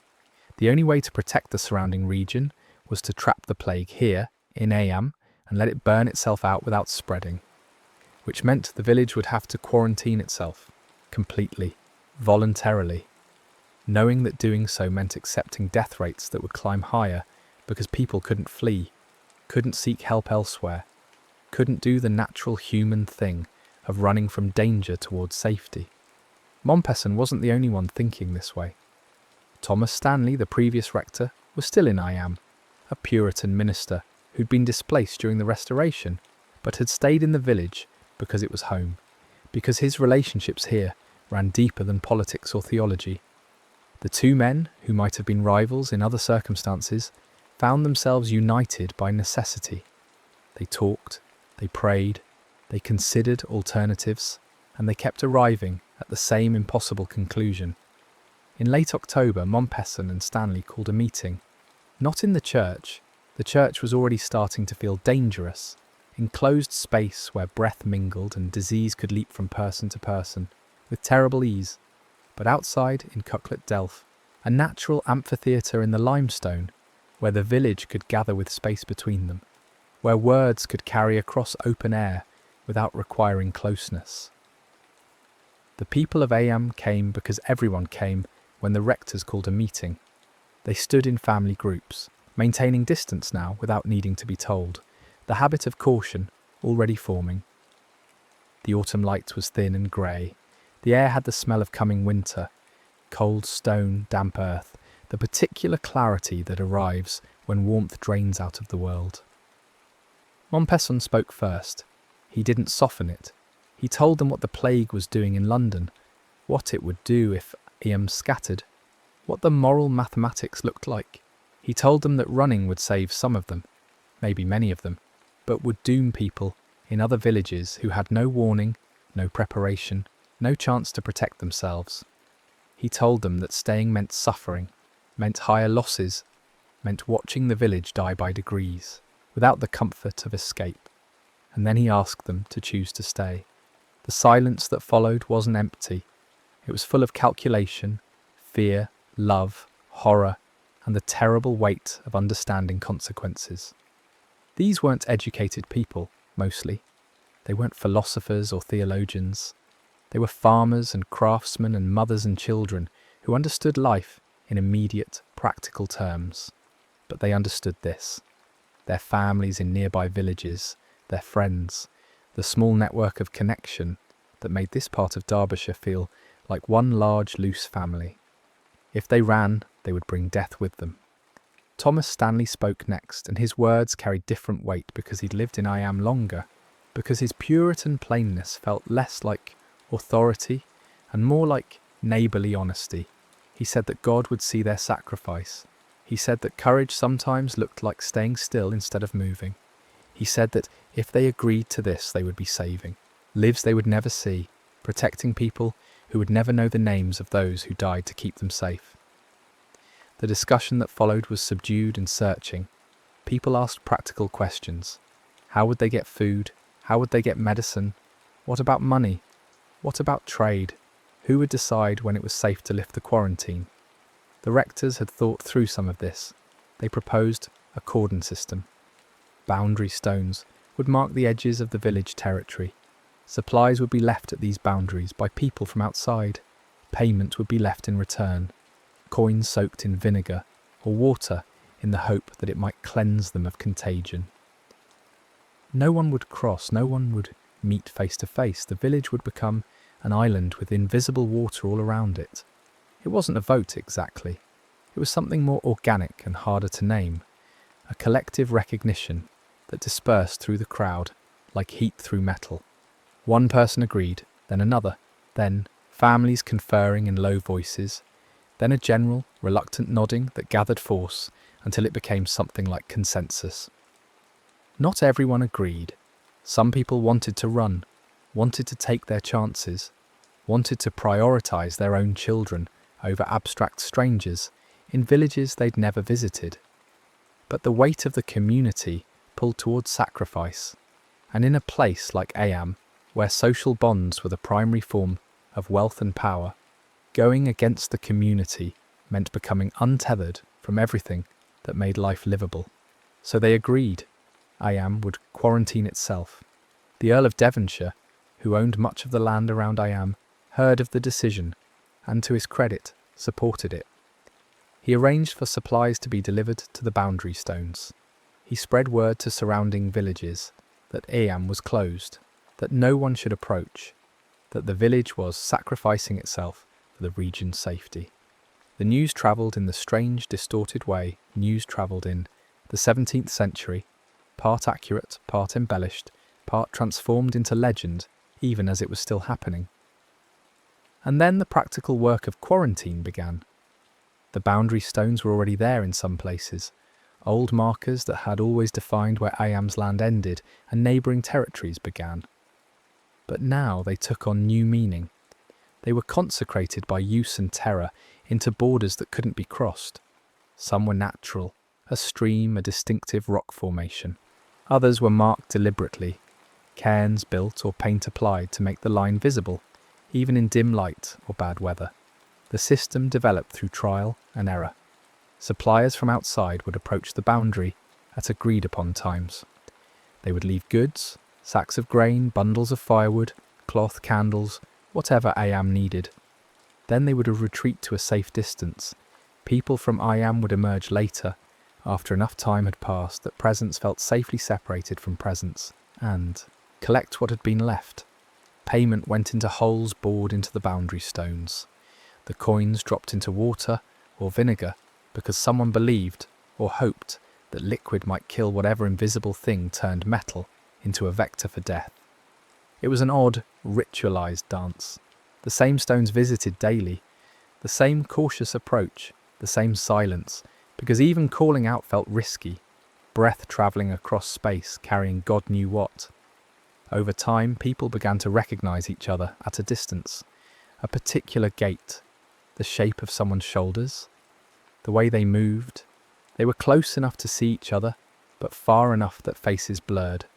Voices didn't carry. Touch was impossible. It was intimacy and isolation at once, community and loneliness occupying the same moment. Inside the village, life reorganized itself around absence. The usual rhythms, market days, social visits, gatherings at the tavern, dissolved because gathering meant risk and risk meant death. Families drew inward. Households became small fortresses of caution. The streets, never crowded to begin with, emptied further. You saw people, but at a distance. You heard voices, but muffled by walls or space. The village became a collection of islands within an island, each home isolated within a larger isolation. The church, which had been the village's communal heart, was abandoned for weekly services. Too dangerous. Too many people breathing the same air in an enclosed stone box. Instead, Mompesson moved worship outside, to Cucklet Delph, where the natural landscape provided separation. Families would come but stand apart, each group maintaining its own space like trees in a forest. Close enough to hear the sermon, but far enough that breath didn't mingle. The open sky became the new ceiling. The wind carried prayers away, instead of holding them close. It was church, but hollowed out, missing the warmth of bodies pressed together, missing the comfort of proximity. Singing happened, but carefully. Voices lifted into open air, dispersing, not filling a space. The hymns sounded thin and lonely, each family's voices drifting separately, rather than combining into the full-throated sound of communal worship. Children fidgeted in the cold because there were no pews to contain them, no walls to make the space feel enclosed and special. It was worship as endurance, faith practiced in the least comfortable way possible, because comfort had become a luxury the village couldn't afford. And through it all, the plague continued its work. November brought cold and more deaths. The pattern was always the same: fever, pain, the terrible swellings, then either agonizing death, or, in rare cases, recovery so traumatic that people emerged from it feeling like they'd been disassembled and put back together wrong. Families learned to read the signs, the particular look in someone's eyes when the fever spiked, the smell of a sick room, sweet and wrong, the silence that meant someone had stopped fighting. What made it unbearable wasn't just the dying, it was the isolation within isolation. When someone got sick, their family couldn't call for help, couldn't bring in neighbours, couldn't share the burden of care. The plague turned aid into danger and love into a death sentence. To touch a sick person was to risk carrying the disease to yourself, to your children, to anyone you later encountered. So care became careful, measured, haunted by the knowledge that every act of mercy might be an act of suicide. Some families locked their sick members away, not out of cruelty, but out of desperate calculation. If one person was sick, maybe the others could be saved by separation, by creating barriers within the home, by turning a bedroom into a quarantine zone and leaving food outside the door and waiting to see if the fever broke, or if the silence meant it was over. It was a gamble between love and survival, and there was no right answer, just different kinds of loss. The village learned to live with grief the way you learn to live with chronic pain, as a constant background condition that colours everything but doesn't stop the basic necessities of living. You still needed water, you still needed food, you still needed firewood as winter came on. So people moved through the daily tasks with grief riding on their backs, heavy and familiar, just part of what it meant to be alive in Ayam during the plague months. Catherine Mompesson, the rector's wife, became a figure of steady presence. She was young, well educated for a woman of her time, and possessed the kind of calm that makes other people feel less afraid, even when there's every reason for fear. She visited the sick when others couldn't or wouldn't, brought food, offered comfort, held hands when touch was the only language left. She understood, probably better than most, that she was risking her life with every visit, that the plague didn't respect good intentions or moral courage, but she went anyway because that's what her sense of duty demanded, and because someone had to demonstrate that the bonds of community still meant something, even when community had become physically impossible. Mompesson watched her do this with a mixture of pride and horror. He loved her and needed her, both personally and practically. She was his partner in ministry, his emotional anchor, the person who made him capable of doing what the village needed him to do. But he also knew that every time she walked into a sick house, she might not walk out healthy. Every conversation, every gesture of comfort, every moment of proximity was a roll of dice weighted toward death. The village's children suffered in ways that were hard to articulate. They understood danger without fully understanding death. They knew something was wrong because the adults were afraid, because play had stopped, because friends disappeared and no one would explain exactly where they had gone. The language of euphemism, passed on, gone to heaven, taken by the fever, was meant to soften the reality. But children aren't fooled by softened language. They felt the absences. They noticed the new silence in houses that used to be noisy. They absorbed the fear that saturated the village like water in a sponge. Some children got sick. Watching a child die from plague was its own particular hell, because children's bodies fought so hard, burned so hot, and failed so completely. Their small frames couldn't contain the violence of the disease. Their pain was more visible, their confusion more heartbreaking. And when they died in ways that left their parents hollowed out, functionally present but emotionally gutted, going through the motions of life, because there were other children to care for, or because stopping would mean surrendering to despair entirely. Winter deepened. December came with snow that made the village beautiful in the way disasters are often.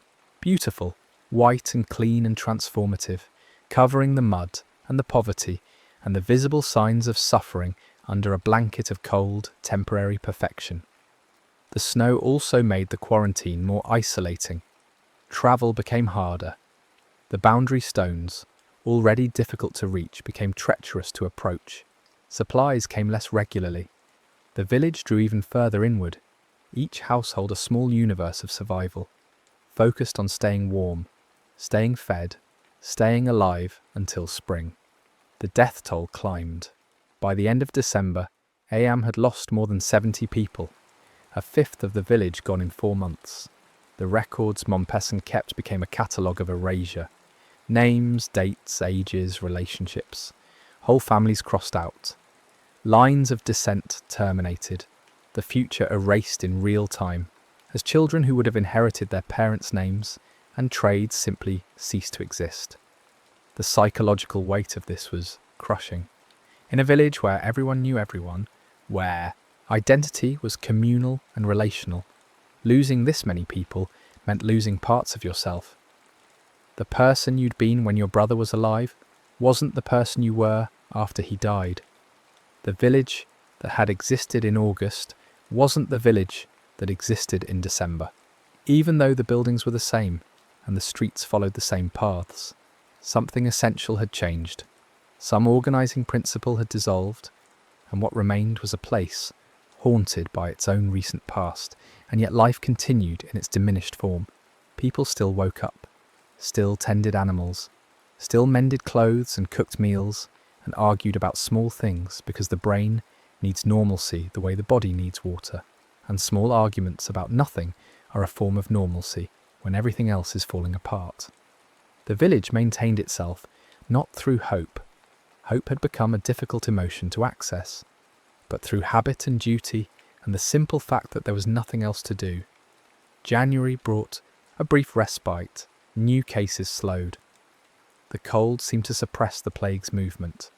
Or perhaps it was just chance, just the natural ebb and flow of an outbreak that defied prediction.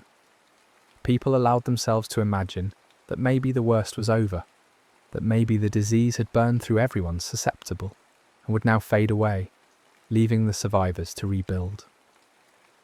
But February brought fresh cases, and March brought more, and the hope that had briefly flickered guttered out. The plague wasn't following a neat narrative arc. It didn't climax and resolve. It simply persisted, unpredictable, rising and falling like waves, but never quite stopping.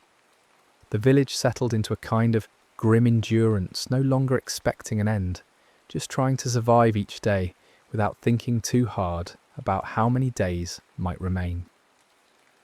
The boundary stones took on an almost sacred quality.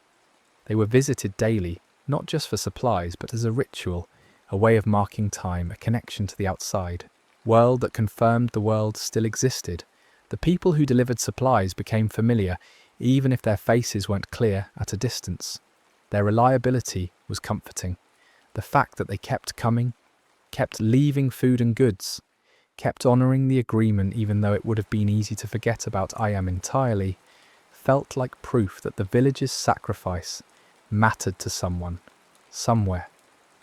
Money piled up in the stones' water-filled holes, more than the supplies were worth sometimes. People from outside left extra coins, whether out of pity or respect or guilt at being safe while Ayam suffered. The village tried to pay fairly, but the economics of the situation were absurd. What was fair payment for bread when you couldn't leave to buy bread anywhere else? What was the exchange rate between grain and survival? The coins sat in their vinegar baths, glinting under water, a strange kind of offering to forces nobody understood. April came, and with it the first suggestions of spring. Longer days, warmer air, the kind of light that makes everything look new, even when nothing has actually changed.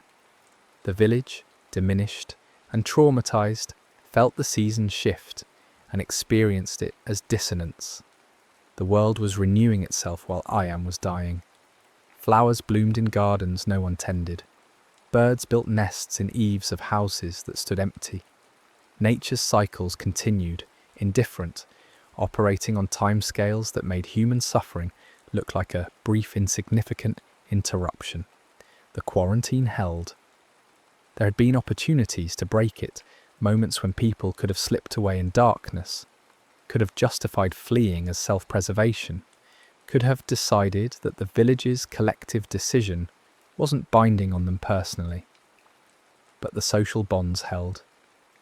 Partly this was fear of condemnation. Being known as the person who broke quarantine would mean being marked forever, shunned even if you survived. Partly it was genuine moral conviction. People believed deeply that running would be wrong, would betray everyone who'd already died for the decision to stay. But partly it was something harder to name: exhaustion. By spring, many people were simply too tired to run. The energy required to uproot, to plan an escape, to navigate a hostile countryside where you'd be treated as a plague carrier and driven away from every village you approached. It was beyond what people had left, easier to stay, easier to endure the familiar horror than to face unknown ones. Catherine Montpesson fell ill in late April. The rector watched her decline with the helpless knowledge that all his prayers and all his faith wouldn't change the biological reality of what was happening inside her body. She'd been so careful, so measured in her care for others, but care required proximity, and proximity was danger, and eventually the statistics caught up with her. The fever came. The swellings appeared. She endured it with the same calm she'd brought to everything else, trying to comfort him even as her own body betrayed her, trying to maintain some dignity in a process that stripped dignity away with surgical precision. She died on April 25th. Mompesson buried her himself, alone in a grave he dug near the church.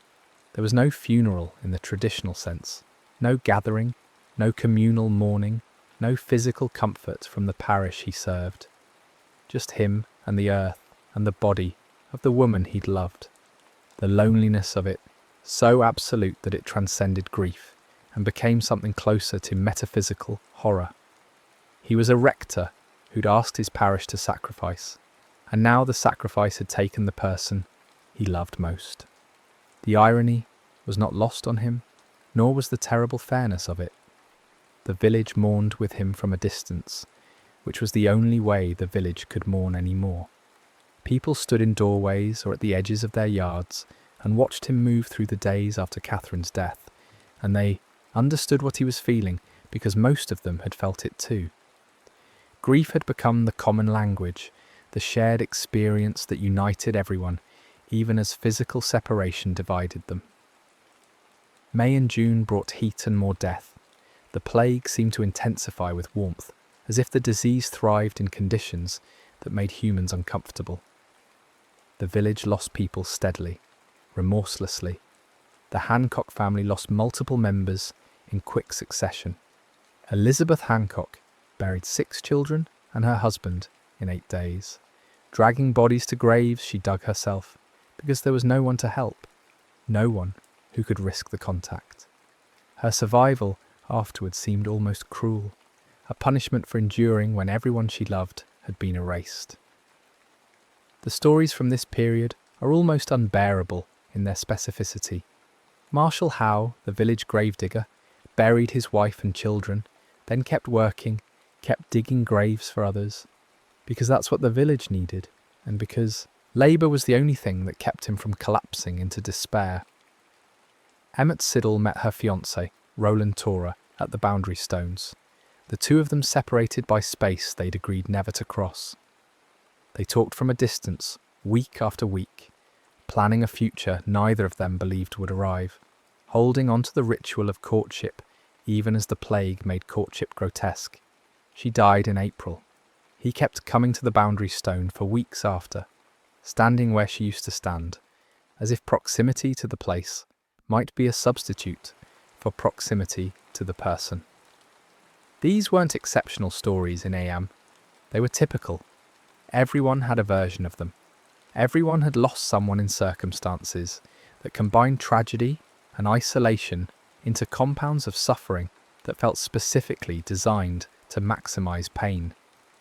The plague wasn't just killing people, it was killing them in ways that prevented the normal human responses to death, the gathering and sharing and communal processing that makes loss bearable. Every death was a private apocalypse, witnessed by too few, grieved alone, buried without ceremony. By midsummer, the village's population had been cut in half. Whole streets stood empty, houses began to decay from neglect, roofs leaked, walls cracked, gardens grew wild. The village was becoming a ghost town, while people still lived in it, the dead slowly outnumbering the living in ways that felt like a preview of AM's future. If the plague continued at this rate, there would simply be no one left. The village would end not with fire or conquest, but with a quiet, complete erasure, and still the quarantine held. The boundary stones marked a line that had become sacred through suffering. The villages surrounding AM remained healthy, the plague contained within the borders the village had chosen to enforce. News came occasionally from the outside world.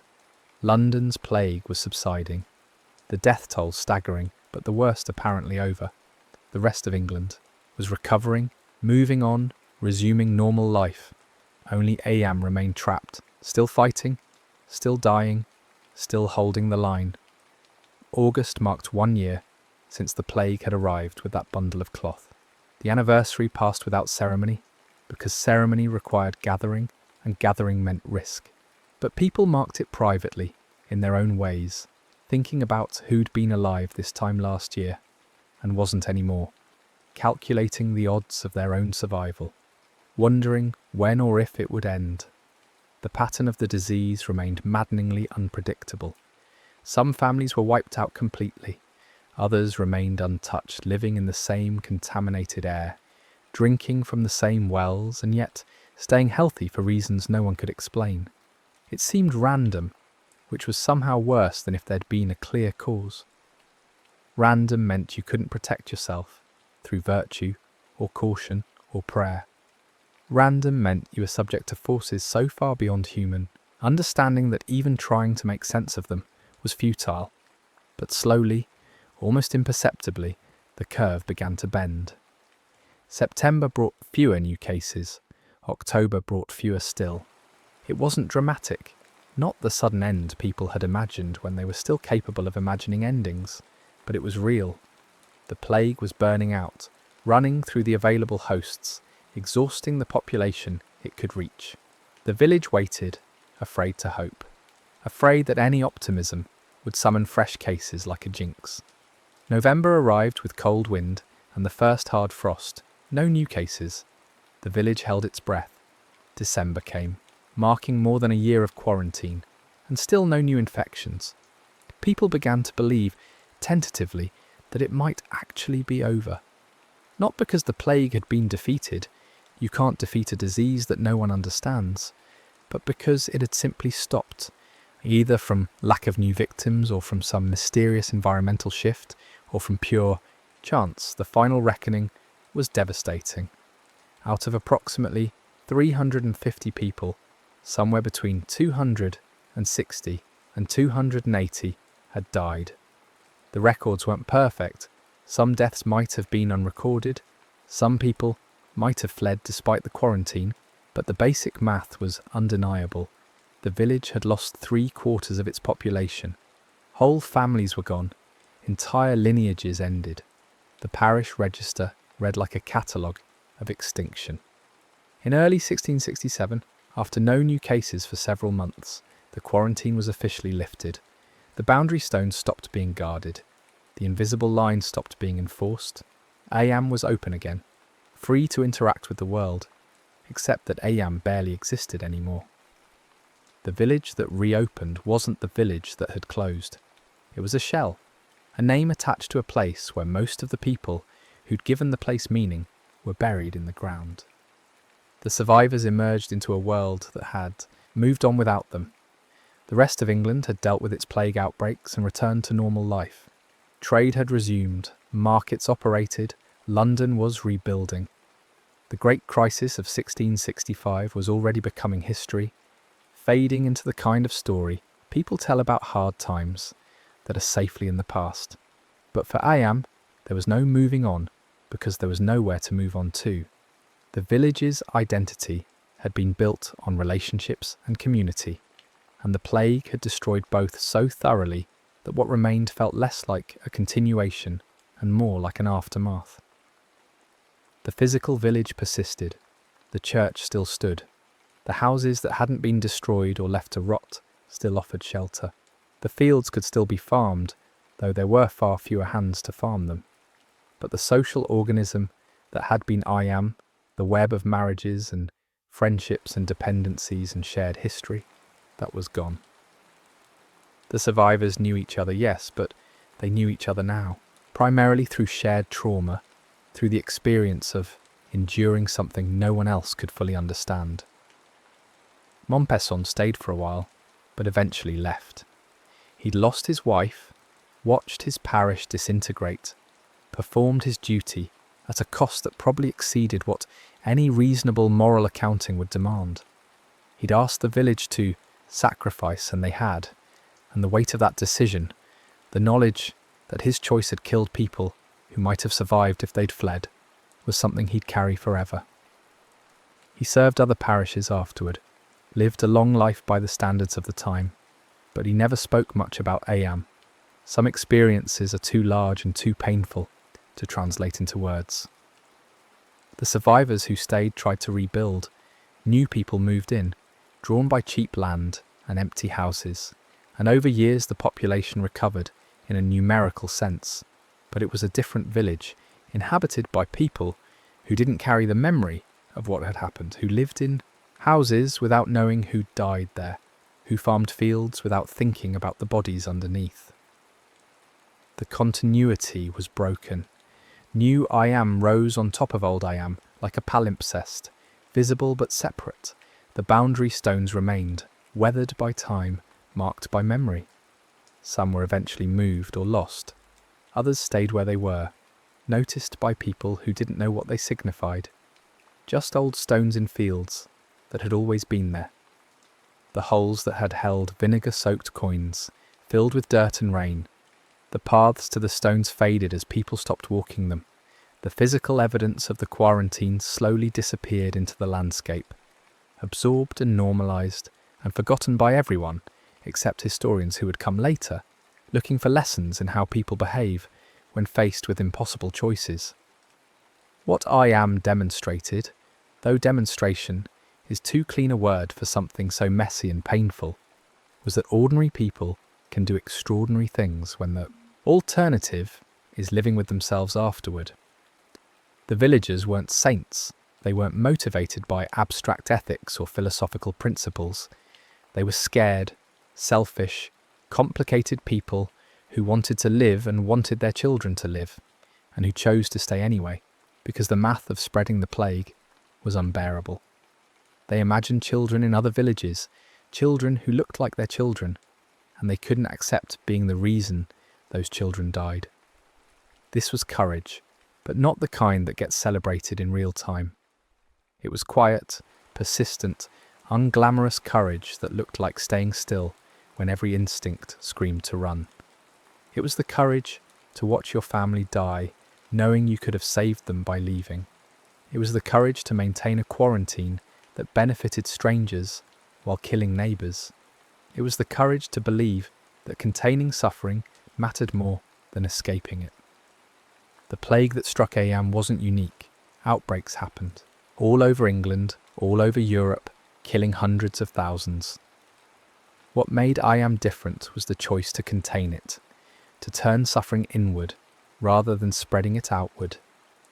The village became a sacrifice zone, deliberately, consciously, with full awareness of what that meant. And it worked. The surrounding villages remained healthy. The Peak District avoided the cascade of infections that mobility would have triggered. The exact number of lives saved is impossible to calculate, but it was substantial. Hundreds, probably thousands, of people who lived because Am stayed closed. But the cost was absolute. The village paid with its existence, its identity, its future.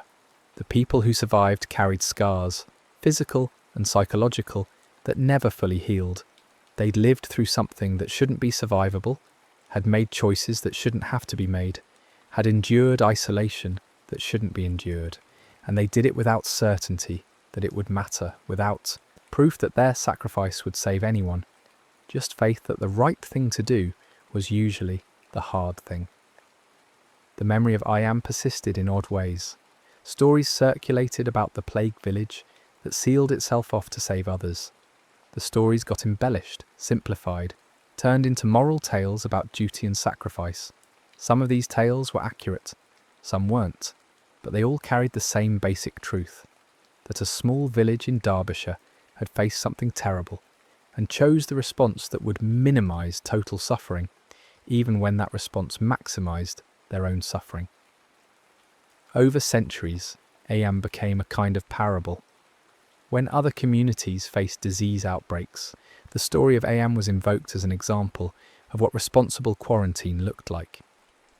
When ethicists debated the tension between individual rights and collective welfare, Am was cited as a case study.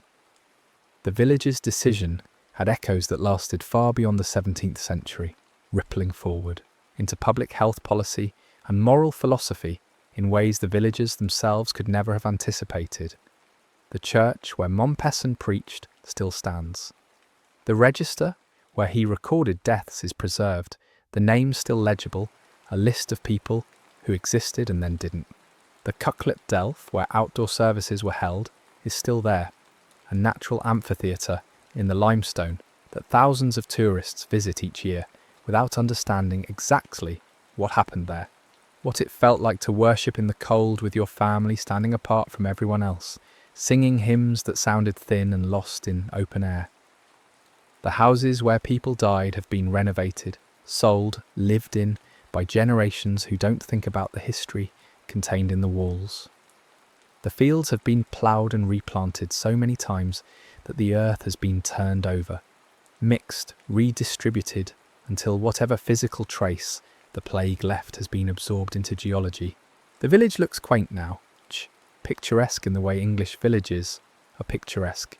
Stone walls and narrow lanes, and a church with a spire that's been part of the landscape so long it feels like a natural feature.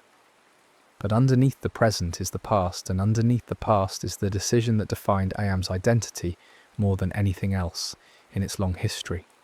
The decision to close, the decision to contain, the decision to accept death rather than spread it. That choice still echoes through the village, like a low-frequency sound you can't quite hear, but can somehow feel, a vibration that changes how the air sits, how the light falls, how the place feels when you stand there and think about what happened. There's something deeply unsettling about Ayam's story, because it asks questions most people would prefer not to answer. What would you do if protecting strangers meant sacrificing your family? What would you do if the right thing was also the thing that destroyed you? What would you do if the disease was invisible and the danger was constant and the only certainty was that staying meant dying while leaving meant living with guilt? These aren't hypothetical questions. They're the actual questions Ayam's residents faced, and the answers they gave cost them everything. The plague itself was never defeated. It just stopped, the way fires stop when they run out of fuel. The villagers didn't cure it, or understand it, or develop immunity in any meaningful sense. They just outlasted it. The few who survived enduring long enough that the disease burned through the available population and had nowhere left to go. It was victory by attrition, survival by accident. The kind of win that feels less like triumph and more like being the last person standing after a disaster you didn't cause and couldn't control. And perhaps that's the most haunting aspect of Ayam's story, the randomness of it. The plague could have arrived anywhere. The cloth could have been delivered to any village. The disease could have taken anyone. There was no grand design, no cosmic justice, no reason why Ayam suffered while neighbouring villages were spared. Just chance, just a bundle of fabric travelling from London to Derbyshire, carried by ordinary trade routes, delivered on an ordinary Tuesday, opened in an ordinary workshop by an ordinary young man who had no idea he was about to become patient zero in a tragedy that would define his village forever. George Vickers, the tailor's assistant who died first, probably never knew what he'd started. He felt sick, got sicker, and died, and in his final hours he was probably thinking about his pain, or his family, or whether the fever would break. Not about epidemiology or quarantine policy, or the moral calculus of containment. He was just a person who got sick and died, and the fact that his sickness led to the deaths of hundreds of others wasn't his fault, wasn't anyone's fault really, just the cruel mathematics of contagion playing out in a world that didn't have the science to understand or the technology to stop it. The boundary stones remain the most powerful physical reminder of what happened. They're still there, scattered around the edges of what used to be Ayam's quarantine zone, marking a border that hasn't existed for more than 300 years. Some have plaques now, explaining their historical significance to tourists who come seeking connection to the past. Others are unmarked, anonymous, noticed only by people who know to look for them. Standing at one of these stones, you can imagine what it must have felt like to approach from either side. From inside, the stone representing the edge of the world, the furthest you could go, the boundary between staying alive in Ayam and fleeing toward an uncertain fate. From outside, the stone representing danger, contamination, the line you didn't cross because crossing it meant risking infection, and carrying death back to your own village. The stones held both meanings, simultaneously: protection and prison, safety and isolation, community and exile. They were the physical manifestation of a decision that required remaking the village's entire sense of itself, transforming Iam from a place connected to the world into a place deliberately disconnected, voluntarily isolated, consciously sacrificial. And in that transformation is the core of why Iam's story persists. It's not just about disease or death or even sacrifice in the abstract. It's about the specific, granular reality of what sacrifice actually looks like when you strip away the romanticism and confront it in daily practice. It looks like walking to a boundary stone with coins because you need bread. It looks like standing apart from your neighbours during church services because proximity equals risk. It looks like digging graves for your children because there's no one else to do it. It looks like watching people you love die knowing you could have prevented it by leaving weeks ago, but didn't because you made a promise to yourself or to God or to people you'll never meet. That kind of sacrifice doesn't feel heroic in the moment. It feels like endurance, like putting one foot in front of the other when you can't see the path ahead, like surviving each day without thinking too hard about how many days might remain. The heroism, if there is any, only becomes visible later in retrospect, when you can see the whole shape of what happened and understand the choices that were made and appreciate the full weight of what was lost. Iam lost almost everything: 3/4 of its people, its economic base, its social structure, its future. The village that emerged from the plague was barely recognisable as the same place that had existed before, but it saved the surrounding region from the same fate. It contained a disaster that could have been much larger. It demonstrated that ordinary people, when asked to do something extraordinary, sometimes find the strength to do it, even when the cost is unbearable. The lesson of Iam, if there is one, isn't about plague specifically. Plague was just the context, the particular form the challenge took. The real lesson is about what humans can do when faced with the choice between self-preservation and collective welfare, between running from danger and containing it, between saving yourself and saving others. Iam chose containment, chose others, chose to become an island of suffering so that suffering wouldn't spread like water finding its level across the landscape. Was it worth it? That's the question that has no answer, because there's no way to quantify what was lost against what was saved.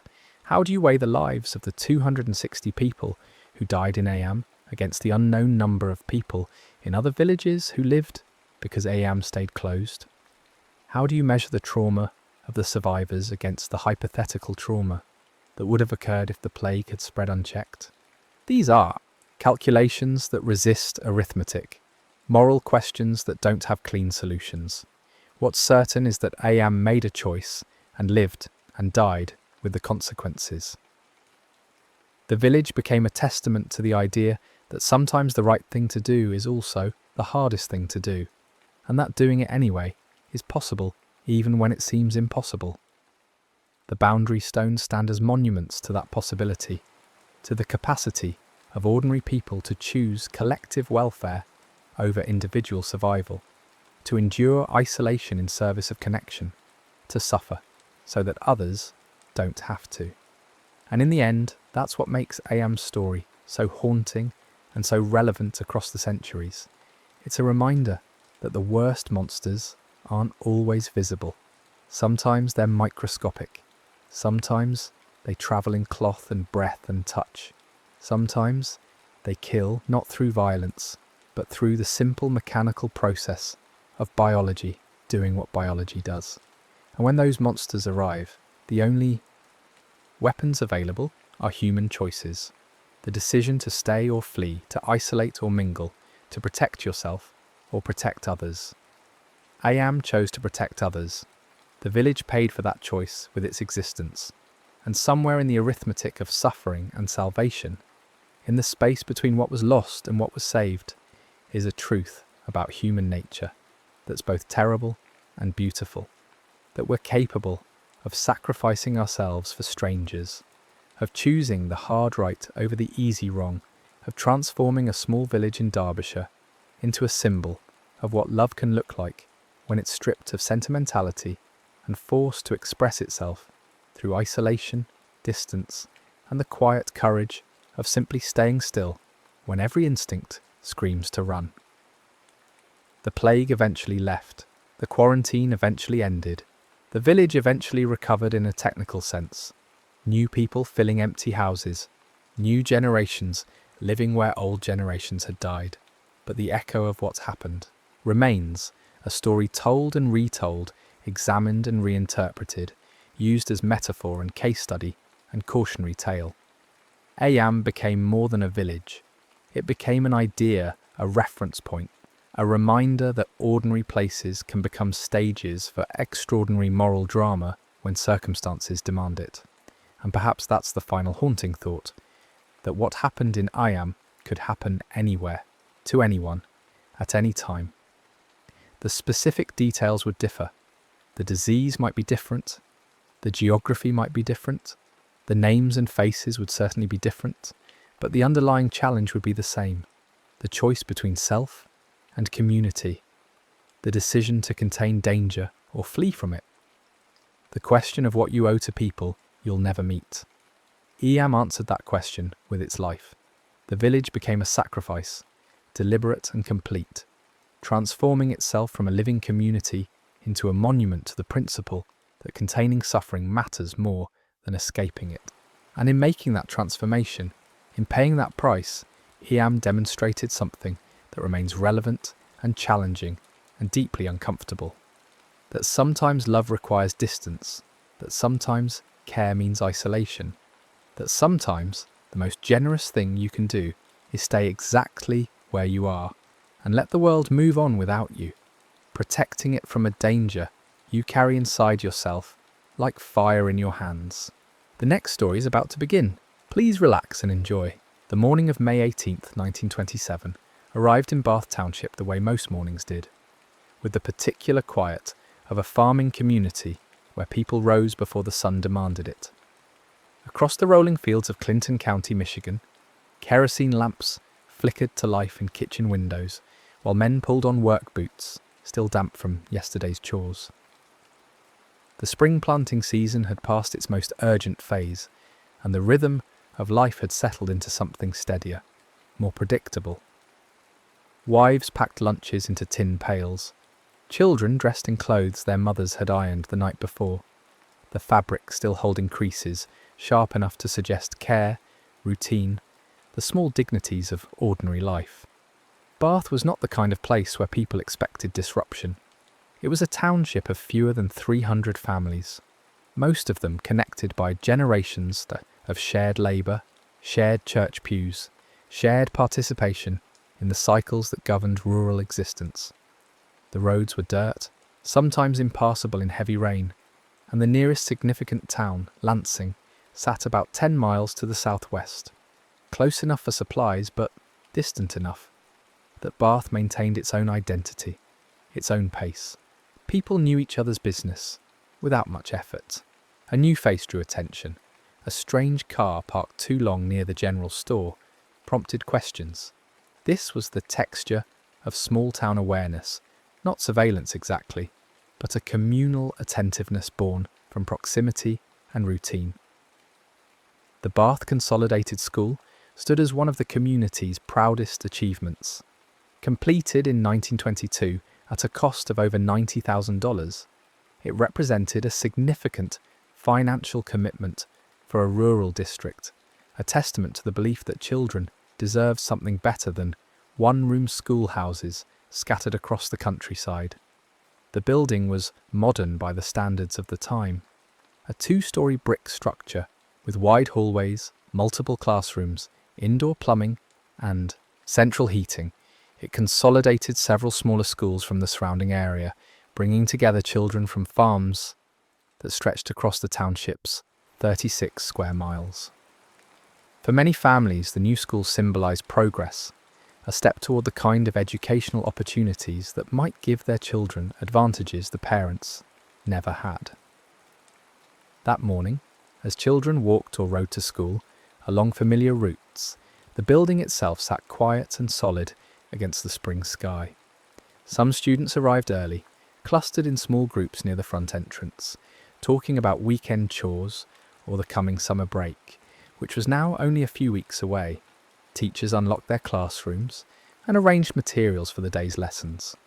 Arithmetic problems written on blackboards, reading assignments prepared, the small rituals of preparation that teachers perform in the assumption that the day will unfold as planned. The school's janitor had already been through, sweeping floors, checking that everything was in order. By 8 o'clock, the hallways filled with the particular acoustic chaos of children's voices bouncing off hard surfaces, the sound of a school day beginning like hundreds before it. In the elementary wing on the north side of the building, younger students settled into their seats, while their teacher, Blanche Hart, took attendance. The room smelled of chalk dust and the faint sweetness of paste used for craft projects. Light came through tall windows that faced east, catching particles of dust suspended in the air, giving the morning a soft quality that made concentration difficult for students whose minds drifted toward play. In another classroom, older students worked through reading comprehension exercises, their voices taking turns with passages from books whose spines had been cracked by dozens of hands before theirs. The school's superintendent, Emery Hoyk, moved through the building with the easy authority of someone who knew every corner of the place, every temperamental radiator, every door that stuck in humid weather. He had served in this role since the school opened, shaping its culture, hiring its teachers, managing the endless small crises that arise when hundreds of children occupy the same space. Outside, the weather held fair. Spring in Michigan could be unpredictable, swinging between late frosts and premature heat, but this morning carried the mild warmth of a season finally settling into itself. Farmers who had finished their early tasks might have glanced toward the school from their fields, registering its presence the way people register landmarks they pass every day, noting it without thinking much about it, secure in the knowledge that their children were exactly where they were supposed to be. Andrew Kehoe lived about a mile east of the school, on a farm that had once belonged to his wife's family. He was 55 years old that spring, a man whose life had traced a path through disappointment and mounting bitterness, though the full depth of his grievances remained largely hidden from his neighbours.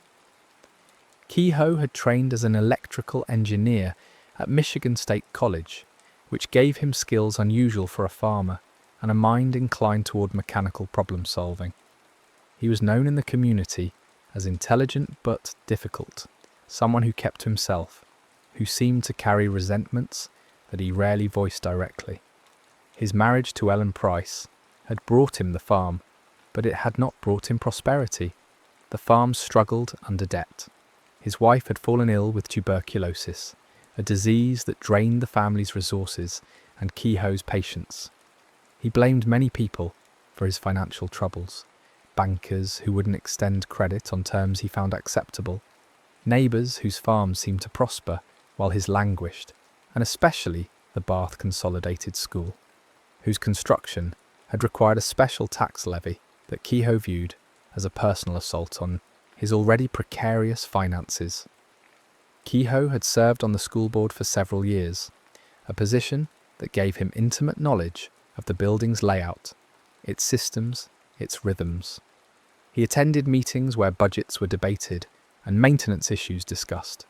He volunteered to help with electrical work, with repairs, with tasks that allowed him access to parts of the building most community members never saw.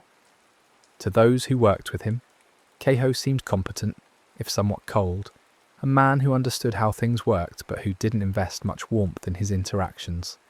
Some found him abrasive, others simply found him odd. But in a small community where people made allowances for eccentricity, where practical skills mattered more than personality, Kehoe's strangeness didn't trigger serious alarm. He was simply Andrew Kehoe, the sharp-minded farmer with the sick wife and the perpetual grievance about taxes. What almost no one knew what could not have been known without surveillance that didn't exist in rural Michigan in 1927 was that Kehoe had spent months preparing for an act of destruction so methodical and so comprehensive that its discovery would force people to confront the difference between impulsive violence and calculated murder. He had purchased explosives, claiming they were for farm work, for clearing stumps, for projects that required blasting. This was not unusual. Farmers regularly used dynamite for practical purposes, and suppliers sold it without the regulations that would later govern such transactions. Kehoe bought large quantities over an extended period, enough to draw some notice, but not enough to prompt intervention.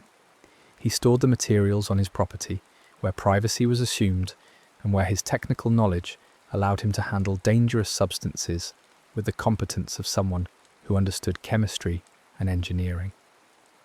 Beginning in the fall of 1926, Kehoe had begun bringing explosives into the school building itself. He did this incrementally, concealing them in spaces that only someone with his level of access could reach. In the basement, behind structural elements, in crawl spaces where maintenance equipment was stored.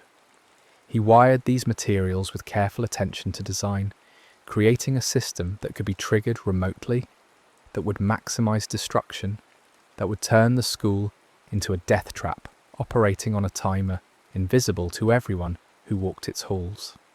The work required time, privacy, and a cover story. Kehoe had all three. His position on the school board gave him legitimacy. His reputation as someone willing to help with maintenance gave him opportunity. His solitary nature meant that few people questioned his comings and goings. Over months, he constructed a weapon out of a building that parents trusted more than almost any structure in their lives. On the morning of May 18th, Kehoe's wife Ellen was already dead. He had killed her the previous night, most likely, through blunt force trauma, though the exact method would remain unclear because of what came next. He placed her body in a wheelbarrow and left it near the farm buildings, among tools and equipment, positioned in a way that suggested she was part of the landscape of his property rather than evidence of murder. Then he set fire to his own farm. Not a small fire, not an accidental blaze, but a deliberate conflagration designed to destroy everything he owned. He soaked buildings with accelerants. He arranged for the fire to draw attention, to create a secondary disaster that would pull resources away from the school, that would split the community's response capacity at the moment it would be most needed elsewhere. The fire started burning in the early morning hours, visible from neighbouring farms as soon as daylight arrived. Smoke rose in thick columns that stood out against the clear spring sky. Neighbours noticed. Some approached to help, assuming accident, assuming that Andrew Kehoe would welcome assistance in saving his livestock, his equipment, his home. But Kehoe was not there. His truck was gone. The fire burned with an intensity that suggested intention rather than mishap. And as people drew closer, they began to sense that something was profoundly wrong, though they could not yet articulate what. At the school, the morning continued its normal progression. Teachers taught, students worked at their desks or whispered to friends when attention drifted. The building held nearly 300 people, children ranging from elementary ages through high school, teachers, staff, a few parents who had stopped by for reasons now lost to time. The structure stood solid around them, brick and mortar, and the hum of a heating system that kept classrooms comfortable. No one inside knew that the basement held hundreds of pounds of explosives wired to a timing mechanism, that their school had been converted over months into something unrecognisable, that the morning's ordinariness was the last ordinariness many of them would experience. At approximately 9:45, the north wing of the Bath Consolidated School exploded. The blast was massive, catastrophic, and instantaneous in its transformation of reality. It originated in the basement, directly beneath the classrooms, where the youngest children sat, where second and third graders worked through lessons in rooms filled with small desks, and construction paper projects pinned to bulletin boards.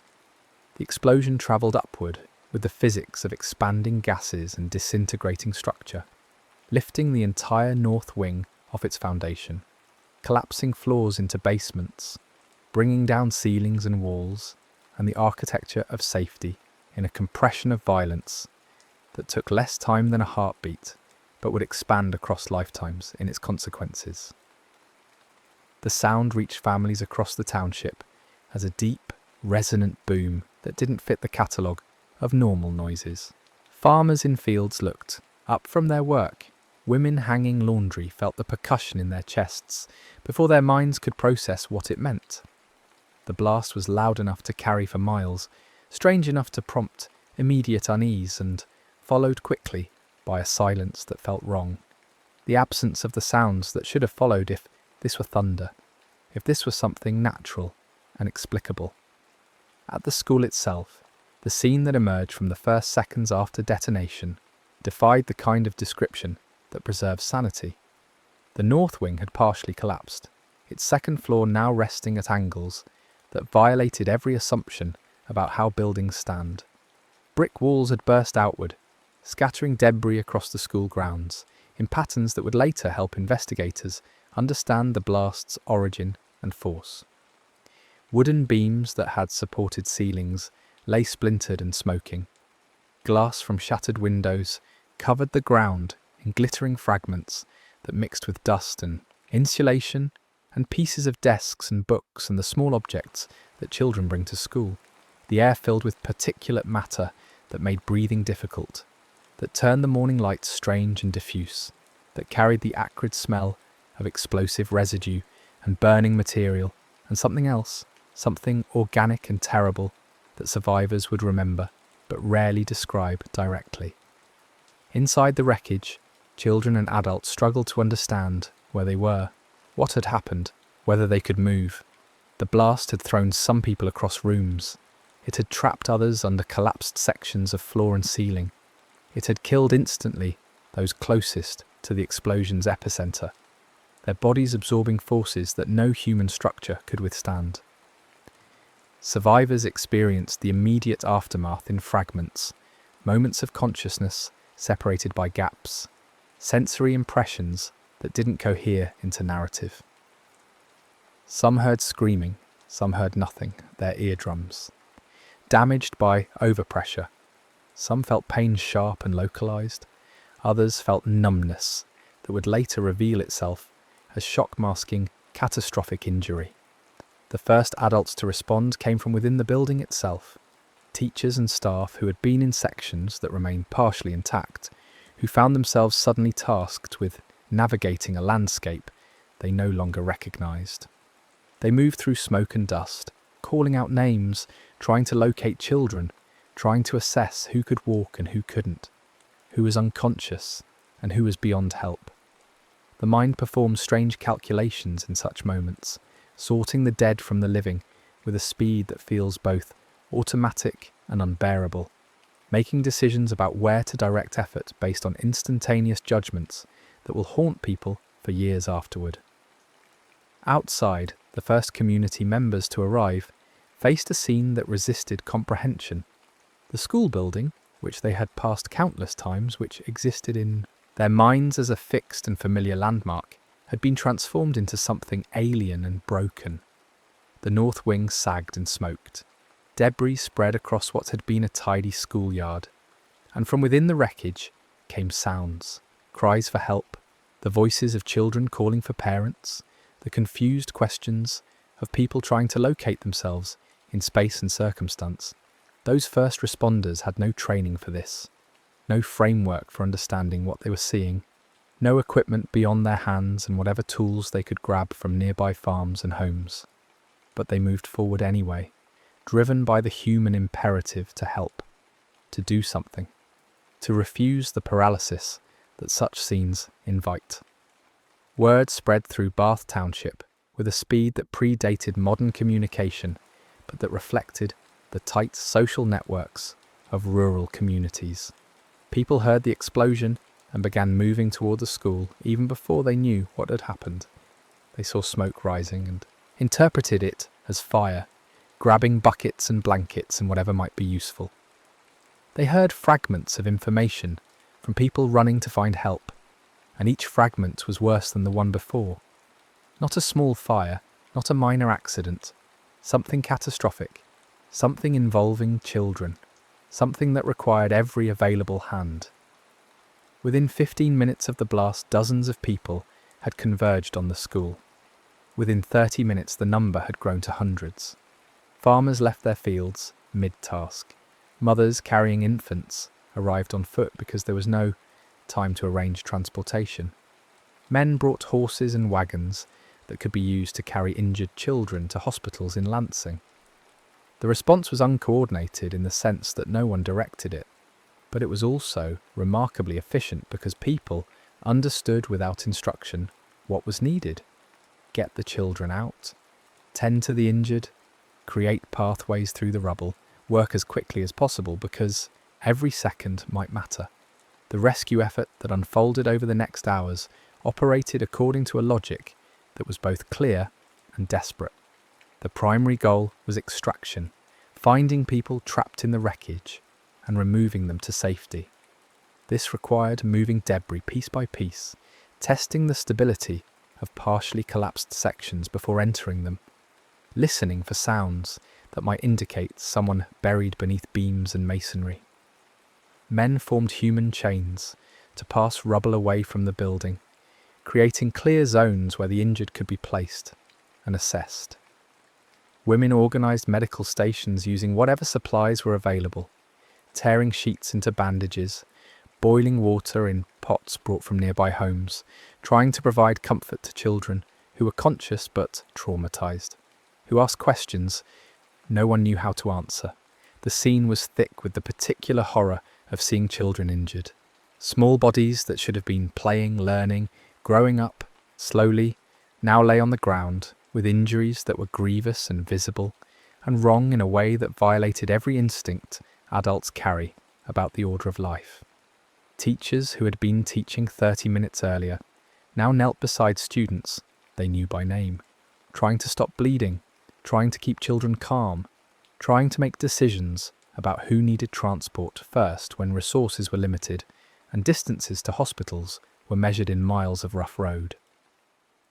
Parents arrived in states of frantic searching, scanning faces, calling out names, experiencing the wild oscillation between relief at finding their child alive and horror at finding them hurt. Some parents found their children quickly, others searched for hours. Some would never find their children alive. The work was physically brutal. Lifting beams required multiple men working together, coordinating their efforts, risking further collapse with every action. The debris field was hazardous, nails protruding from splintered wood, broken glass everywhere, unstable sections of flooring that could give way without warning. The constant risk that disturbing one element would trigger a cascade that would injure rescuers or bury victims deeper. People worked through these dangers with a kind of focused intensity that blocked out peripheral thought. The task was everything. The next beam, the next section cleared, the next child located. These became the only realities that mattered. Time acquired a strange quality during the rescue. Minutes felt like hours when people were listening for sounds beneath rubble, straining to hear a voice, a cry, any indication of life. Hours felt like minutes when the work was constant and urgent, when there was always another area to search, another call for help from a different section of the wreckage. The sun moved across the sky, marking the passage of time in a way that seemed irrelevant to what was happening on the ground, where people operated in a kind of suspended, temporal space where urgency was the only clock. As the morning progressed into afternoon, the initial chaos began to resolve into something more organised. Doctors arrived from Lansing, bringing medical supplies and expertise that the community lacked. Undertakers came, understanding without being told that their services would be needed. State police arrived to begin the investigation that would be required, though in those early hours, investigation was secondary to rescue. The focus remained on the living, on the possibility that someone might still be pulled alive from the wreckage, that the count of the dead might not grow higher. But beneath the rescue effort, beneath the urgent focus on saving who could be saved, another realization was beginning to form in the minds of those who had been at the scene longest, who had seen the pattern of the destruction, who had begun to notice details that didn't fit the narrative of accident. The damage was too localized to be a boiler explosion. The blast pattern suggested something other than a gas leak. And there were physical remnants, pieces of wire, fragments of timing mechanisms, residues that people without any knowledge of explosives could identify as the signatures of deliberate detonation. Emery Huck, the school superintendent, had survived the initial blast. He'd been in his office when the explosion occurred, far enough from the epicenter to avoid the worst of the destruction, but close enough to be injured. Despite his wounds, Huck had immediately joined the rescue effort, working alongside everyone else to pull children from the wreckage. He understood the building's layout better than anyone, knew which sections were most likely to have survivors, where support beams might have created protective pockets in the collapse. He moved through the scene with a kind of driven purpose, ignoring his own injuries, focusing entirely on the children who were his responsibility. The count of the dead grew slowly, at first then with horrible acceleration as rescuers reached parts of the building where the collapse had been total, where the force of the blast had been concentrated, where survival had been impossible. Bodies were carried to a makeshift morgue area, set up in one of the school's undamaged sections. The sight of children's bodies lined up, some still recognizable, some damaged beyond easy identification, became one of the defining images that would sear itself into the memory of everyone present. Parents were brought to identify their children, a process that required them to confront their worst fears made concrete, to see their sons and daughters not sleeping, not hurt but recoverable, but dead, finished, ended, gone in a way that permitted no hope. By early afternoon, the community's attention had begun to split. The rescue efforts at the school continued, but reports of the fire at Andrew Kehoe's farm were filtering through, and people were starting to make connections that seemed impossible, but that grew more insistent with each new piece of information. Kehoe's wife was dead. His farm was destroyed. He was missing. And the school, his primary source of resentment, the institution he had railed against for years, had exploded in a way that looked increasingly deliberate. At approximately 2:30 in the afternoon, as rescuers continued working through the rubble, a pickup truck pulled up near the school. Andrew Kehoe sat behind the wheel. Emery Huck, recognizing him, approached the vehicle, perhaps to ask questions, perhaps to seek explanation, perhaps simply responding to the instinct to engage someone who might have information. What happened next occurred so quickly that witnesses struggled to reconstruct the sequence even hours later. Kehoe detonated explosives he had loaded into his truck. The second blast was smaller than the first, but no less shocking in its impact on those who experienced it. The truck disintegrated in a flash of heat and pressure. Kehoe died instantly, his body torn apart by the explosion he had triggered. Emery Huck, standing near the vehicle, was killed instantly as well. His final act of leadership transformed in a second into his final moment of life. Others nearby were injured by shrapnel and debris, their wounds adding to the day's toll, their presence near the truck at that exact moment a matter of chance that would haunt survivors who had been just a few feet farther away. The second explosion transformed the community's understanding of the day's events with a finality that was almost metaphysical.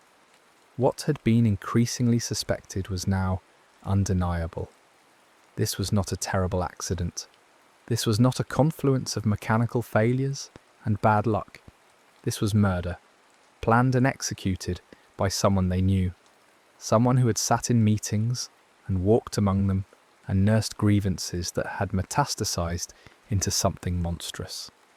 The shock of this realization competed with the ongoing trauma of the rescue effort, creating a layered psychological impact that would prove difficult to process even years later.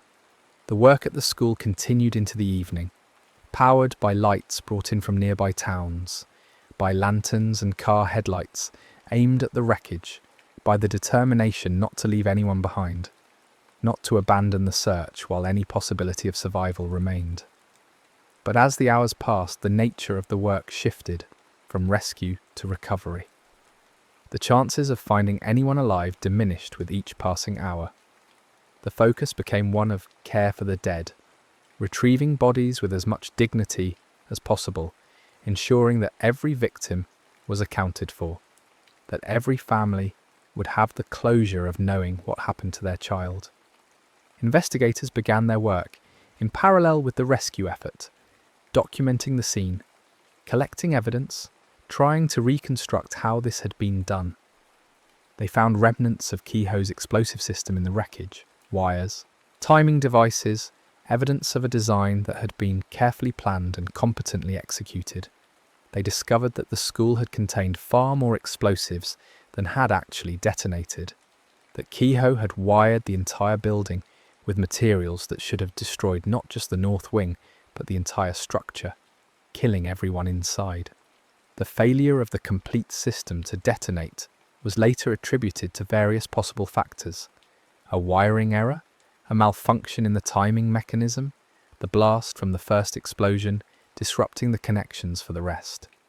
But in that failure lay the terrible mathematics of tragedy. The attack, as horrific as it was, could have been worse. Hundreds of children had survived because portions of Kehoe's design had failed. This knowledge, that the death toll might have been far higher, that the survival of so many was a matter of mechanical chance, provided no comfort. 38 children were dead. 6 adults were dead, including Hoike and Kehoe's wife. 58 people were injured, some with wounds that would disable them for life. These numbers, accurate and final, would be repeated in newspapers and official reports, would become the statistical summary of the Bath school disaster. But numbers could not convey the texture of what had been lost, the particular children with their particular personalities, the futures that would not unfold, the gaps that would remain in families and in the community's fabric. The funerals began 2 days later and continued for more than a week. Bath had no cemetery large enough to accommodate the number of burials, and no churches large enough to hold the number of mourners. Services were staggered, spread across days, conducted in buildings that overflowed with grief. Families who had known each other for generations sat together in pews, united by a shared loss that exceeded individual tragedy, that felt like an assault on the community itself. Small caskets were carried by fathers and uncles and neighbours who had to maintain composure for public ceremony, while their own grief threatened to overwhelm. Mothers who had dressed their children for school 2 days earlier now stood beside graves, their minds struggling to reconcile the routine of Wednesday morning with the permanence of Saturday's burial. The national response to the Bath school disaster was immediate and intense. Newspapers across the country carried the story on front pages, often with photographs of the destroyed school building, of rescuers working through rubble, of the neat rows of coffins that represented a scale of child death that shocked even readers accustomed to industrial accidents and natural disasters. The story resonated because schools occupied a particular place in the American imagination. They were supposed to be sanctuaries, places where children were protected, where society invested in its future. The violation of that sanctuary by someone from within the community, someone with access and knowledge, felt like a betrayal of fundamental social contracts. President Calvin Coolidge sent a telegram of condolence. The Michigan state legislature convened emergency sessions to discuss school safety. Relief funds were established, drawing donations from across the country. People wanted to help, to offer something tangible, to participate in the recovery even from a distance. Money arrived in Bath Township along with letters, some from parents expressing solidarity, some from strangers trying to make sense of senseless violence, some from people who had lost children to other causes and who recognised the particular weight of that grief.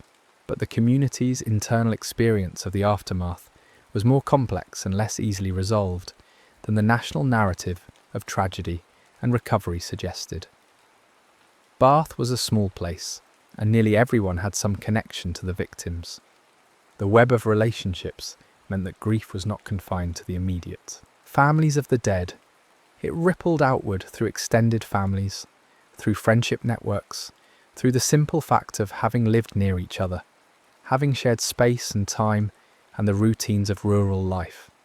The town's social gatherings, church services, community meetings, casual encounters at the general store, became sites of shared mourning that offered both comfort and constant reminder. For the surviving children, the return to school presented challenges that educators in 1927 had little training to address. The Bath Consolidated School building was no longer usable. Classes resumed weeks later in temporary locations, church basements, community halls, any space that could accommodate desks and children. But the physical location was the least of the problems. Students who had been in the building during the explosion carried memories and fears that interfered with learning.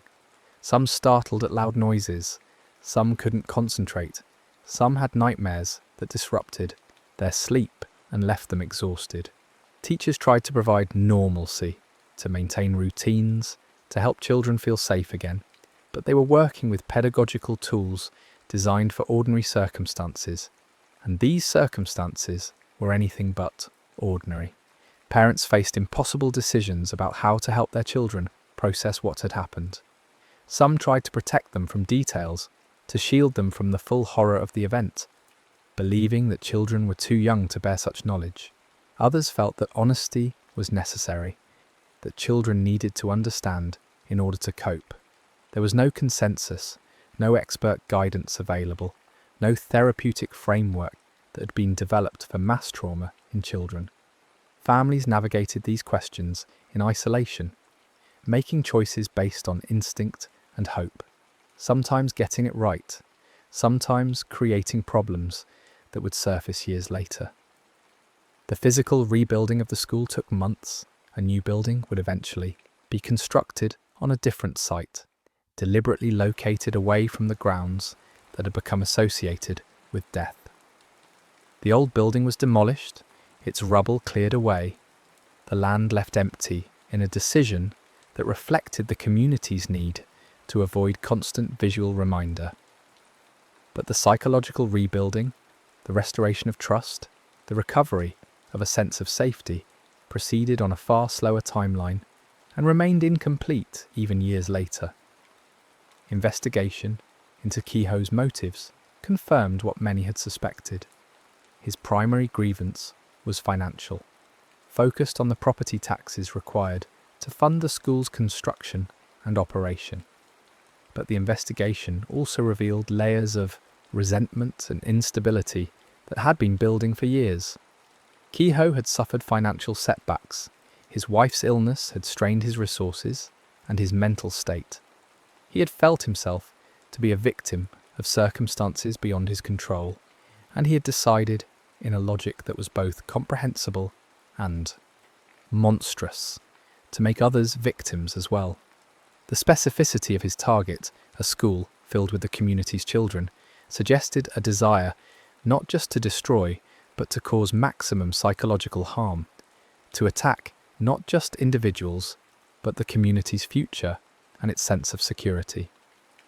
The question of whether anyone could have prevented the attack haunted the community and the investigators who studied the case.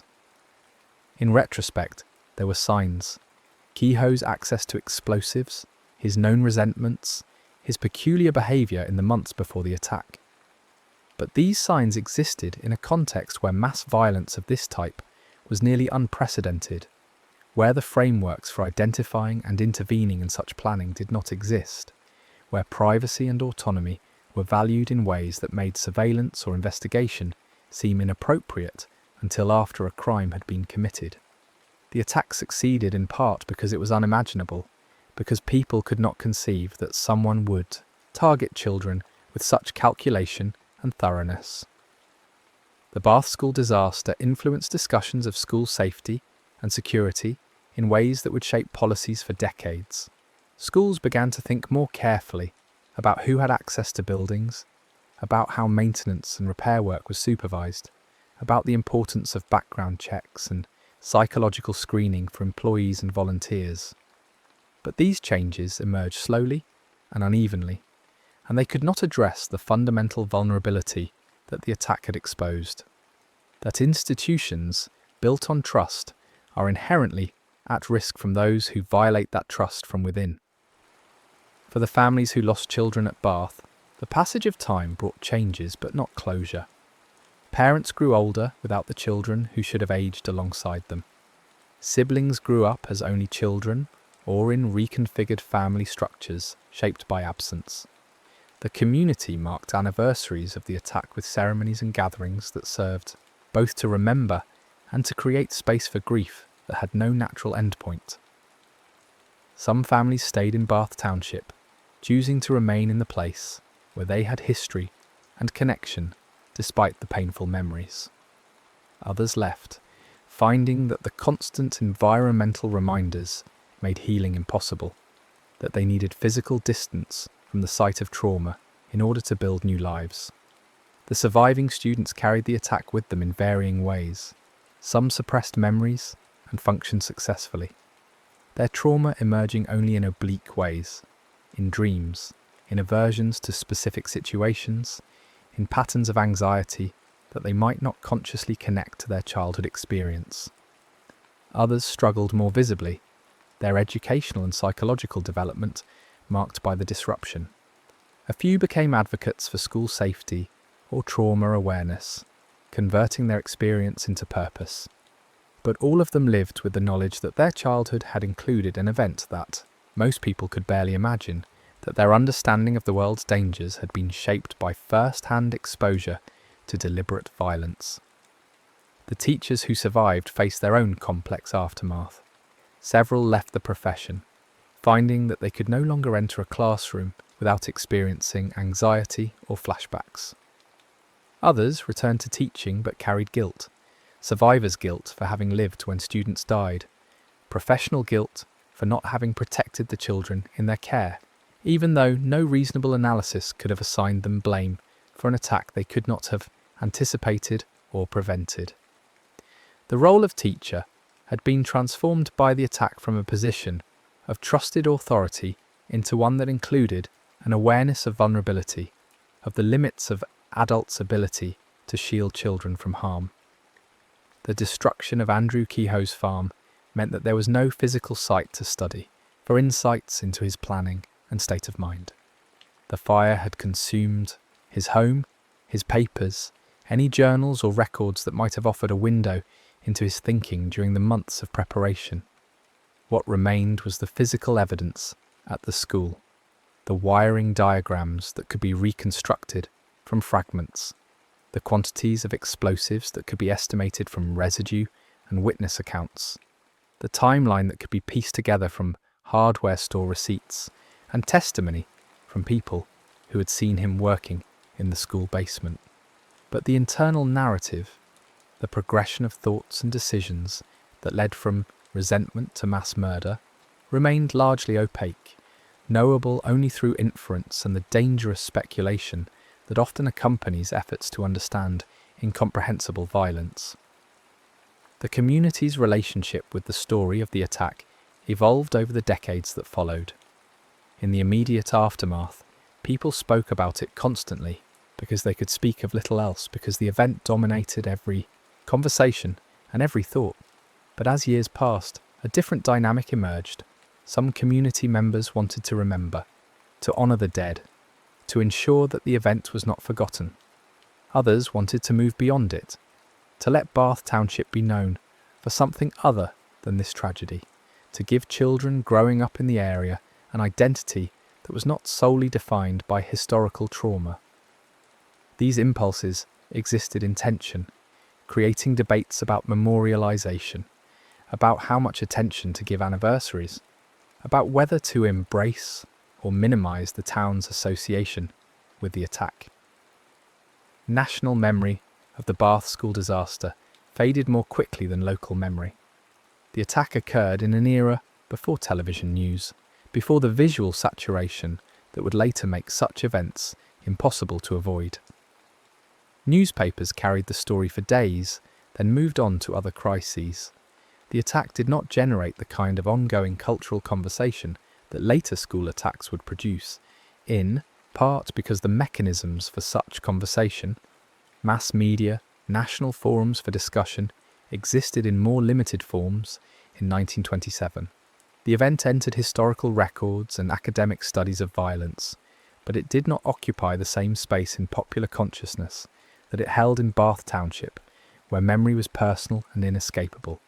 The legal and policy responses to the attack were limited by the era's frameworks for understanding such violence. There was no terminology of terrorism, no discourse around mass shootings or targeted attacks on schools, no existing body of law or regulation designed to prevent such incidents. Kehoe's death in his own attack meant that there was no trial, no public examination of his motives and methods, no opportunity for the community to participate in a legal process that might have offered some form of ritualized justice. The investigation concluded with reports that documented what had happened and how, but these reports could not satisfy the deeper need for understanding why, for some explanation that would make the attack feel less random and more preventable. The medical care available to the injured in 1927 was far more limited than what later generations would take for granted. Some victims who might have survived with modern trauma care died from their injuries in the hours and days after the attack. Others lived but with disabilities that profoundly affected their quality of life. Amputations, blindness, chronic pain, neurological damage from head injuries. The community's capacity to support these individuals and their families was limited by both resources and understanding. Disability services were minimal. Psychological support for trauma was rudimentary. Families largely managed on their own, drawing on whatever reserves of resilience and community assistance they could muster. The economic impact of the attack on Bath Township was significant and lasting. The school needed to be rebuilt at a time when the community's tax base was already strained. The relief funds helped, but they could not cover all the costs. Property values in the area declined as some families chose to move away, as the township's reputation was damaged, as potential new residents were deterred by the association with violence. Local businesses suffered as the community turned inward in grief, as normal patterns of commerce and social interaction were disrupted. The recovery was slow and uneven, measured not just in the physical reconstruction of buildings, but in the restoration of economic confidence and social vitality. The role of the press in shaping public understanding of the attack was both necessary and problematic. Newspapers provided information that families needed about victims and survivors, that the public wanted about the scope and nature of the tragedy. But the coverage also included sensationalism, speculation about motives, photographs, and descriptions that served voyeuristic interest more than public need. Some families appreciated the national attention, feeling that it honoured their children's deaths and brought resources to aid recovery. Others resented the intrusion, the reduction of their private grief to public spectacle, the ways that reporters sought dramatic quotes and emotional displays that made good copy but added to their burden. The religious community in Bath Township grappled with theological questions that the attack raised, questions about evil, about suffering, about why God would permit such violence against children. Sermons in the weeks after the attack tried to provide comfort, while acknowledging that easy answers were insulting, that any attempt to explain divine purpose in such tragedy risked minimizing the pain or suggesting that the deaths served some higher function. Some families found solace in religious faith, interpreting the attack as a test of their belief or as a mystery that transcended human understanding. Others lost faith entirely, unable to reconcile the reality of murdered children with the concept of a loving and protective deity. The survivors, who had been teachers in the building, carried particular burdens related to their professional identity. They had been trained to educate children, to create safe learning environments, to act in loco parentis during school hours. The attack violated every assumption embedded in that role. Some teachers reported feeling that they had failed in their most basic responsibility, even though rational analysis made clear that they could not have prevented what happened, that Kehoe's access and planning occurred outside their sphere of awareness or control. This cognitive dissonance between what they felt they should have been able to do and what was actually possible created psychological wounds that were difficult to heal. The children who survived but lost siblings faced a particularly complex form of grief. They experienced their own trauma from the attack while simultaneously witnessing their parents' devastation over a lost child, creating a dynamic where their own needs for support competed with their impulse to protect or comfort grieving parents. Some felt guilty for surviving when brothers or sisters died, a survivor's guilt amplified by the family context. Some felt invisible, their parents' attention consumed by the dead child's memory. The family structures that remained were shaped by absence in ways that affected every relationship and interaction. The physical space where the school had stood became contested ground in the years that followed. Some argued for a memorial on the site, something permanent to mark what had happened and honour those who died. Others argued for leaving it empty, avoiding any structure that might become a pilgrimage site for those fascinated by violence, preventing the location from becoming a tourist attraction centred on tragedy. The debates reflected broader questions about how communities should remember terrible events, how to balance honouring victims with moving forward, how to prevent memorialisation from becoming another form of exploitation or sensationalism. The attack's influence on American education extended beyond immediate policy changes to affect the culture and psychology of teaching and learning. The idea of the school as a completely safe space was permanently complicated. The concept of threat assessment and the need for vigilance against internal dangers became part of educational discourse in ways that would intensify over the decades. The Bath School disaster served as a reference point, a case study, a reminder that violence could come from unexpected sources and take forms that exceeded normal security planning. The recovery process in Bath Township was neither linear nor complete. There were periods of apparent progress followed by setbacks, anniversaries that re-triggered grief, news of similar violence elsewhere that resonated with local trauma, the deaths of parents who had lost children and who carried that loss to their own graves. The community developed rituals and practices for managing collective memory, but these were always provisional, always subject to revision as new generations came of age, without direct memory of the event, but within a community culture shaped by it. The question of how to teach children about the attack became increasingly pressing as time passed, and as students entered Bath schools with no direct knowledge of what had happened. Educators had to decide at what age such information was appropriate, how much detail to provide, how to frame the event in ways that were honest but not traumatizing. The balance was delicate, honouring history without burdening young children with fears they were not equipped to process, acknowledging the reality without suggesting that schools were fundamentally dangerous places. The families who lost children found that public sympathy, however genuine, had a limited half-life. The outpouring of support in the immediate aftermath gradually diminished as the event receded from headlines, as the national attention moved on to other crises. This left families navigating long-term grief with fewer resources and less public acknowledgement, creating a sense of isolation that compounded their loss. The expectation that they should move on or find closure conflicted with their lived experience of continuing to miss their children. of grief that did not resolve, but rather changed form over time. The investigation's findings about the extent of Kehoe's planning, the months of preparation, the quantity of explosives, the sophistication of the wiring system, raised disturbing questions about oversight and prevention. The fact that he'd been able to work in the school building repeatedly without triggering suspicion demonstrated how unprepared institutions were for threats from trusted insiders.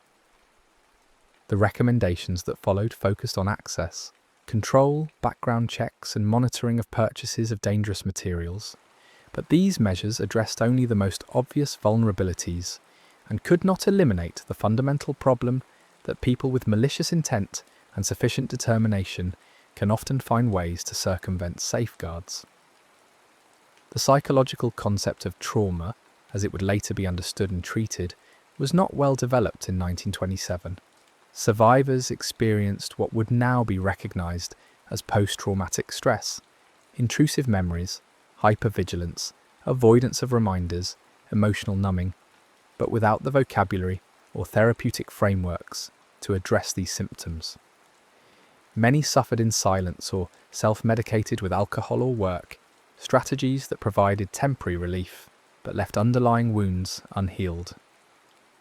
The long-term health consequences of untreated trauma, cardiovascular problems, chronic pain, depression, anxiety, would manifest over decades in ways that survivors might not connect to their childhood experience of the attack. The community's efforts to rebuild trust and normalcy were complicated by the fact that the threat had come from within. If Andrew Kehoe, a school board member, a neighbour, someone who had lived among them, could harbour such destructive intent without detection, who else might be concealing similar thoughts?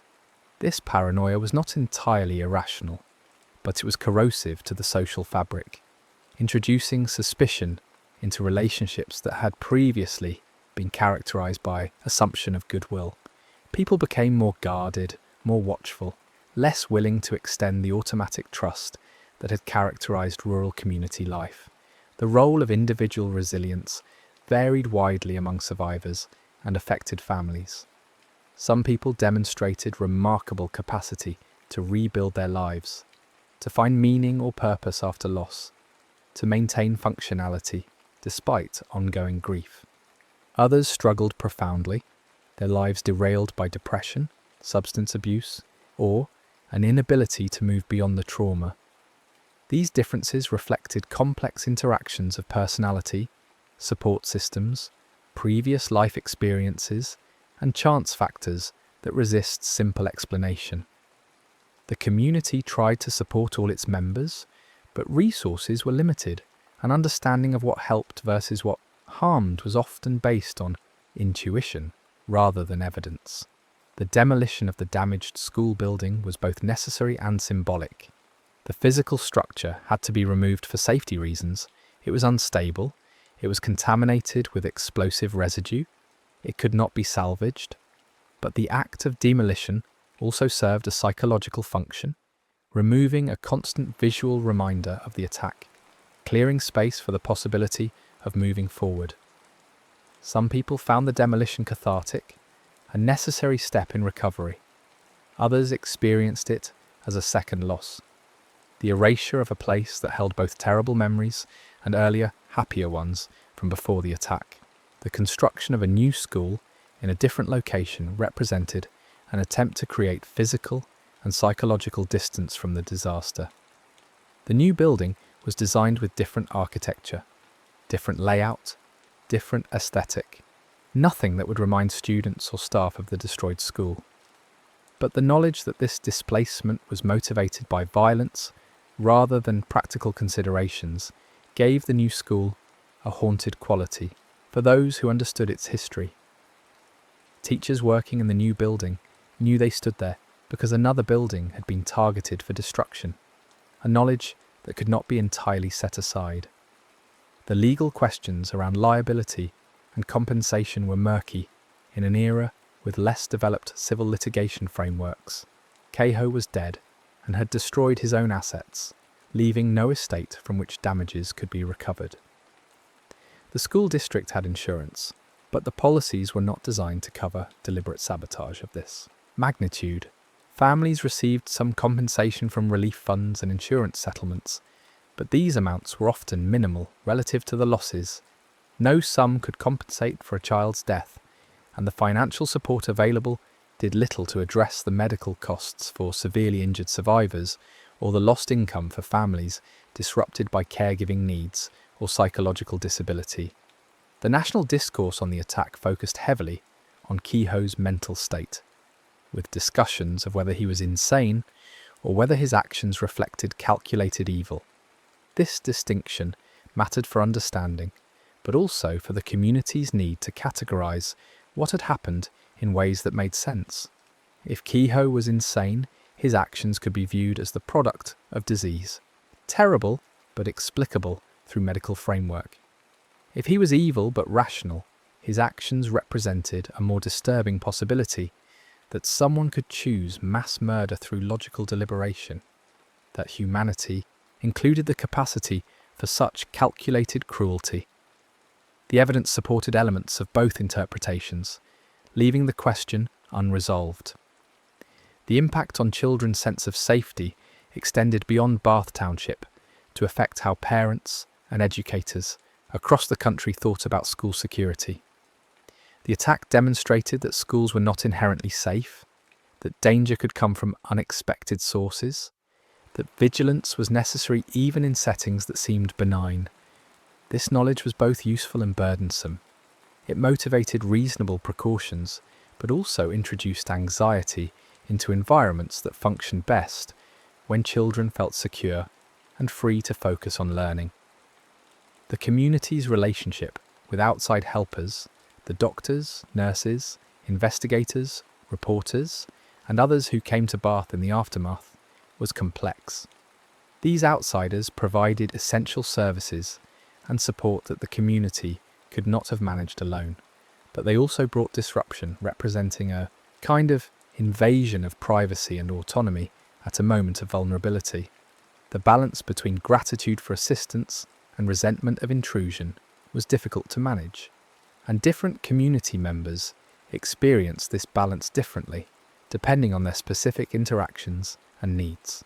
The long-term economic recovery of Bath Township was hindered by the attack's effect on the area's reputation, and by the loss of community leaders like Emery Huick, whose institutional knowledge and relationships could not be easily replaced. The township had to rebuild not just physical structures, but also administrative capacity, social networks, and the informal systems of cooperation that make small communities function. This rebuilding occurred while the community was still processing grief and trauma, requiring people to maintain practical functionality while managing emotional distress. The surviving teachers who returned to the profession often reported that teaching had changed for them in fundamental ways. The assumption of safety had been replaced by awareness of vulnerability. The trust that had characterized their relationships with students' families was more complicated, shadowed by the knowledge that trust could be violated in catastrophic ways. Some found that this new awareness made them more attentive, more appreciative of ordinary moments with students. Others found it paralyzing, a source of constant low-level anxiety that interfered with their effectiveness and satisfaction. The children who were very young at the time of the attack, preschool age or infants, would grow up in a community shaped by an event they did not directly remember, but that formed part of the environment of their childhood. They heard stories, attended memorial services, grew up aware that Bath Township was the place where that happened. This second-hand trauma had its own effects, creating a sense of living in the shadow of history, of being defined by events that preceded their conscious memory. The question of forgiveness arose in various forms over the years, whether to forgive Kehoe, whether forgiveness was even possible or appropriate for such acts, what forgiveness would mean in practical terms. Some families found that forgiveness was necessary for their own peace, a way to release the burden of hatred and rage that otherwise consumed them. Others found the concept of forgiveness offensive, a minimization of the crime, an inappropriate reconciliation with unforgivable evil. The community did not reach consensus on this question, and different families navigated it according to their own beliefs and needs. The physical reminders of the attack gradually diminished as time passed and as the township changed. Buildings where temporary schools had been held were demolished or repurposed. People who had been directly involved died of natural causes as the decades advanced. Photographs faded and were lost. Memory became increasingly mediated through stories, rather than direct experience. But even as the physical and human landscape changed, the event remained part of the community's identity, a historical fact that could not be erased and that continued to influence how Bath Township understood itself.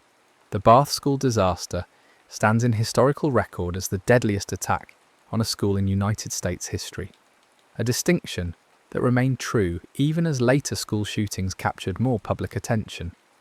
The specific circumstances of the attack, the insider status of the perpetrator, the use of explosives rather than firearms, the scale of planning involved, made it unusual even among acts of mass violence.